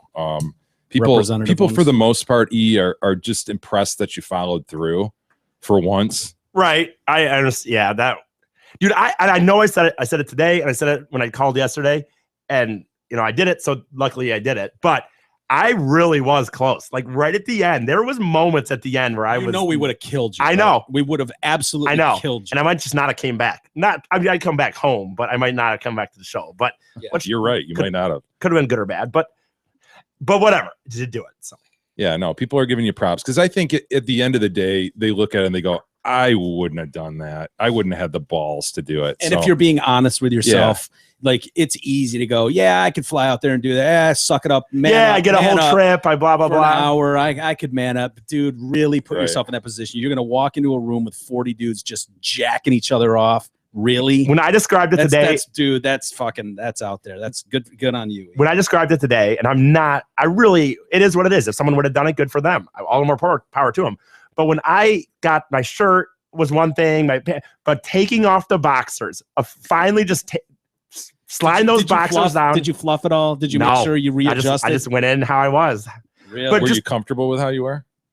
Or was it a little cold? Was it? I would have think even in that room, I think I would have just like turned my back a little bit. Sure. Most impressed. I mean, fluff that sucker up. They're paying attention. Those guys were paying attention to you. Right. They saw new meat. They smelled fresh blood. Right. I'm just trying to just say, like, it was just, I just remembered sitting there and just, okay. And I just did it. And it was crazy. You probably didn't hear us talk about it, but I mentioned how you had said right when you were leaving that day, when your last day here, when you were like, dude, I'm going through with it. I just don't know if I'll be able to get hard. Yeah. So it was on the table. Whacking off was on the table. To Jay and I, that meant that, dude, this son of a bitch is going to try to go in and mix it up a little bit. Again, I think the crazy thing is all these years you've heard the message. We didn't know what some of the stuff meant or this or that. I really pictured that people were going to kind of sit around and like just in a circle. I know the obvious circle jerk, quote unquote, but I really thought like an AA meeting or like a JA meeting. It just wasn't what I thought at all it was going to be in the end. I really thought that it was going to be like you're going to sit around and maybe some people would get up and sit in chairs and start jerking off, or like I didn't really more of a free for all. Yeah, I just didn't expect what it was going to be. So Bob writes in, overbearing, overweight, over under, and oversight. I laughed my ass off listening to E describe his Jack's visit. I would love to hear what Drew and Mike think of this amazing piece of investigative journalism. Keep up the good work, boys. Goodbye, BUI, and good day, Bob. Maybe I'll text Drew later and let him know it happened. Yeah, I mean, I would think he'd be interested in. Yeah, maybe. Fact that you've closed that circle, so to speak. Yeah. Joe writes in, men and Big E, congratulations for Big E for a mission well done. I look back to his fail to get the big dick tattooed on his shoulder. In retrospect, this may have been wise. If he would have stripped naked at the Jacks with this exposed, yeah. Can you imagine? Yeah. They must have been like, this guy's fucking in. He's on, man. This guy's down for butthole play, I bet. You make my day as now my wife needs to listen to you every night. Thanks for making our day. Oh, thank you. Joe has added a listener to our midst. Yeah, send us pictures of her. Fortunately, Matt is leaving us. I emailed you a few weeks ago about my distaste for Eric.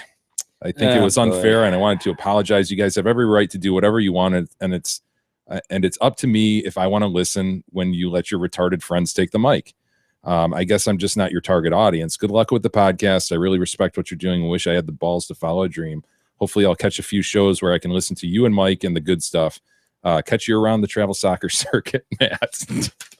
See you around, Matt. I don't know that I believe that people I don't know. Nick, people Matt that make those sincere, threats, man. Yeah, whatever. They always do. A lot of them do. I've had people at Meijer tell me I'm never shopping here again because we didn't have something on sale. You think they're never going? Now I know that. I remember his email though. There's something about it. Yeah, that was just like, hey man, I don't mean to be a dick, but this is how I view this. Like, you guys are above E. Like, what are you doing with him? Okay, you know what, dude? I'm sorry. I'm going to be honest. My response to that, and I know some people don't like, and for good reason, no question.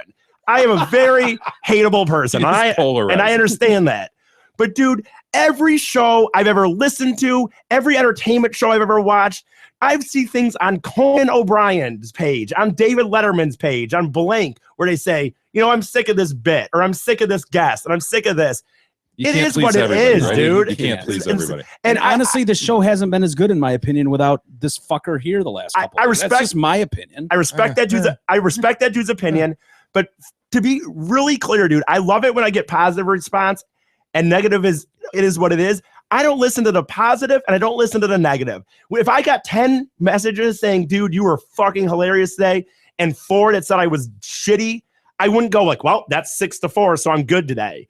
I'm going to do it is what it is. Yes. And if I got to the point, and the fact is who I don't understand writing an email declaring, making this grand announcement that I'm done. Like, I could see if you've run into this guy in circles around soccer, whatever, you see him and you go, "Hey, have you enjoyed the show?" And he goes, dude, you know what? I couldn't get over the E thing. I bailed. But why would you take the time to write an email? He's probably listening to this right now.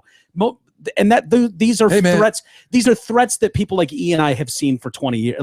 I have forever and ever and ever. You get these well thought out, huge fan of the show, been listening since day one. But I got to tell you what so-and-so did today or said today, I just can't do it anymore. I'm out. I've tried. I wish you guys the best of luck. Like, that's a common that one guy who would write in every 5 I listen to 5 minutes a day just to make sure your show still sucks. Which it's a hollow threat that hey Gary, hopefully Gary's listening to this 5 minutes. Yeah, and he would every day. Hi, Gary. I know I don't know. I hope we're catching it at your 5 minutes. We had a good 5 minutes there or something like that. I hope you heard that one. But it's, and maybe he really means it, but it's a hollow threat that anybody who's done any time in radio has heard 1,000 times over. Here's what gives Matt some credibility in his stance. A couple things. I mean, I mentioned that it seemed to be a well thought out and I believe him, dude. I believe him. But it wasn't like, if you don't do this, I'm leaving. It was just it just seemed to be more observational by him. And there are tons of examples, almost verbatim. Well, you and I both letters. Get people who like us or hate things we do or whatever. Sure. And to E's point, I mean, I hate when people say to someone's point, and I got to stop doing that. I've said that twice in the last 3 days. As E said, I mean, you can't just like tailor shit to individual shit that you see coming. Could you imagine? I mean, we do what we do, and hopefully people listen like or it. don't. I will tell you this for everybody. I know we joke. I know you guys joke, and I know sometimes Jay's probably not as always joking about it. Mike, maybe, I don't know, with this or that.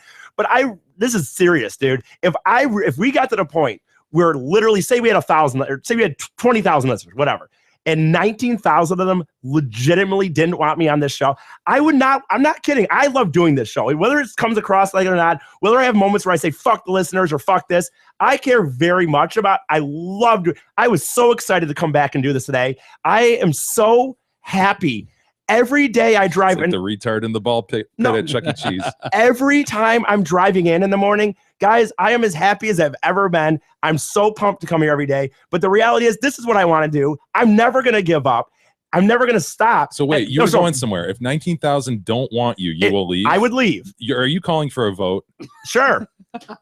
I'm serious. The reality is, if I would never want to be, we've got a petition that Jay is apparently go out. We're 1-to-1 yays and nays here. Okay, well, 2-to-1. I'm going yay, 2-to-1. So But he gets a vote. Okay. I think I get the vote. Even the president gets a vote for himself. Yeah. But my point is, honestly, I'm being very serious about that. Like, I'll do this, but if really people didn't want me to, I don't want to be anywhere that people don't want me. I'll move on and I'll do something else. You be where people want you. You don't worry about what the listeners. I'm not worried about it. I'm not worry about it. You just can't. Not you. Anybody that's listening that doesn't understand, like, oh, I don't like so-and-so, so fuck him. It's like, dude, that's the kind of the point of our show in a lot of respects. Is like, you can't make everybody happy. If I listened every time someone said, you guys are bashing State last night, this is bullshit, fucking Wolverine slappies, and then the same argument on the other side, and, oh, I wish you wouldn't bash on religion. The show's great except for that. Oh, my God, enough dead baby stories. Enough with Big E. It's like, dude, you're taking everything off the goddamn list. You can't make everybody happy, so fuck them all. I'm just saying I do what I actually think is funny, and if people like it or don't like it, it is what it is. I do care about this show. I guess I'm just taking this time to finally say to some people,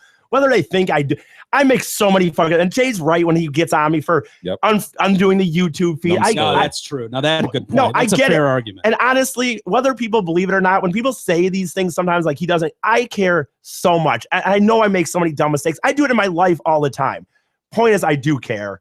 But on the same end, I want to be here. So I don't know. Do you know what I did to the YouTube feed the other day? What? Don't even give it to him. Just tell me. Just killed it. I killed it. How did you just kill it? I misinterpreted the stop broadcast button. Oh my God! For the break. Yeah, there's a part 2 of one of the episodes when you weren't here. Full disclosure. So. Okay. Well, but in your fairness, it was your first time. I've done it when I've known what to do. But anyway, that's just go, asshole. That's just my. You know what? Idiot. I just wanted to say that, I guess. And that was a good opportune time to say something like that. Nick writes in, gentlemen, I live in Florida where there's an abundance of Chick-fil-A. There is one in Michigan. Oakland University campus has one close to where I'm living as a vacation. Send the tard if you have to, but you must experience their breakfast and their superior customer service. Disney has paid them to come teach customer service. Is that right? Really? Lunch is so-so, but breakfast is way better than any other fast food. What do they do? That's like not chicken saying and much, dude. Like, oh wow, I know, dude. Taco Bell's doing it right now to breakfast is me. better than any other fast food. I'd have to try. I'd have to try it because Taco Bell to me is killing it right now in breakfast fast food. So. Well, that it's not like there's a logo that you'd find. I've gone to the Oakland University. I've gone to Oakland University and looked for it one day when I was kind of out in that vicinity. And like, oh yeah, isn't it just in the? But I think it's in the school, like probably in their cafeterias. You'd have to walk in there with. Yeah. I don't even, I heard it's open to the public, but I didn't know that. But it's not like you can do a drive-through or you'll see a logo somewhere. It's literally in the building. Like the student union or some shit. Yeah. Jeff writes in, cult leader King and San Francisco Jack. Listening to number 570 or 563 right now, I have to say I agree with everything you said about guys fucking around with what they wear with suits. Keep it simple. I have the same opinion of those two-tone shirt assholes, the guys who wear dress shirts that are maybe some shade of blue with a white collar instead of the whole shirt being the same color. Oh, yeah, not a fan of that either. I hate that. Yeah. That's an awful look. Knock that shit off, says Jeff. We used to give the managing partner of my old firm shit about his old school ways because he wore suits every day, even though our firm was business casual. He said he did it because it was just easier. White shirt, conservative suit, some tie, and boom, done. I always hated wearing suits, typical appellate lawyer for you, and still do, but I have to admit he has a point. Keep that shit simple and stop fucking around with the weird colored socks, shirts, and shit. Yeah. Keep up the good work and keep being the thing itself, Big E. I think what people that wanted to get extravagant would back years ago would focus on monogram. Like that was your way to really stand out. Whether you and cufflinks too. God, can we stop with the cufflinks? Yeah, I've got some for a shirt that I wore to a wedding. Mike. I know.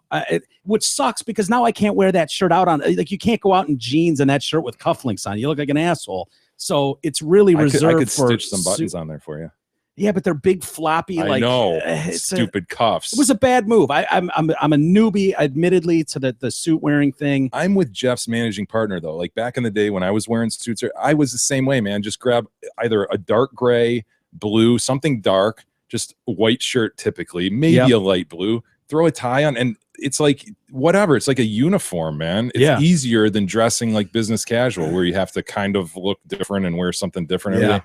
Dude, I wore the same suits for years, man. Yeah. I knew I was leaving there for like a couple years. Like I was like, this is not the answer. So I'm leaving.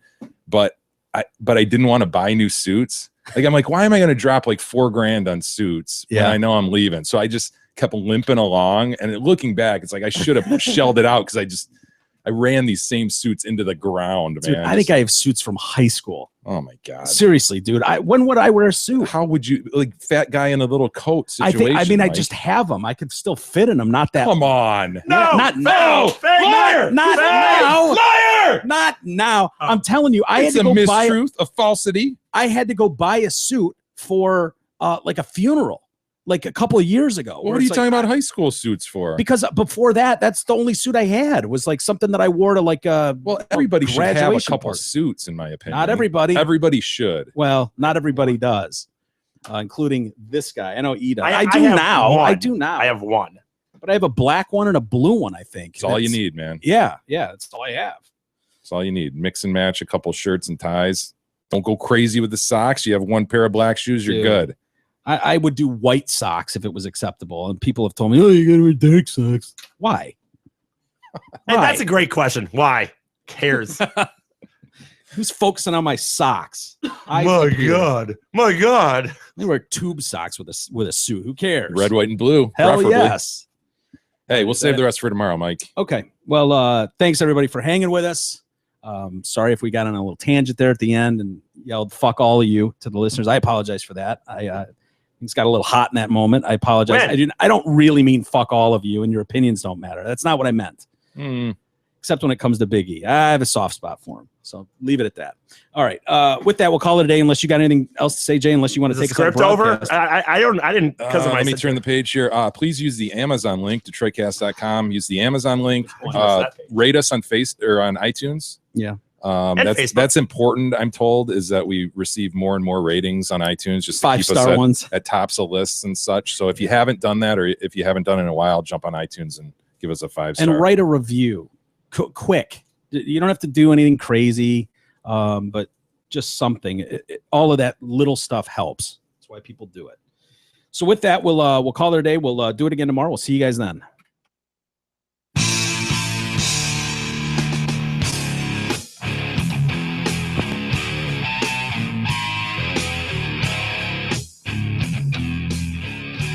You've been listening to the Detroit Cast with your hosts, Mike and Jay. From all of us at Radio for One Studios, thank you for listening. And as always, thank you, Detroit.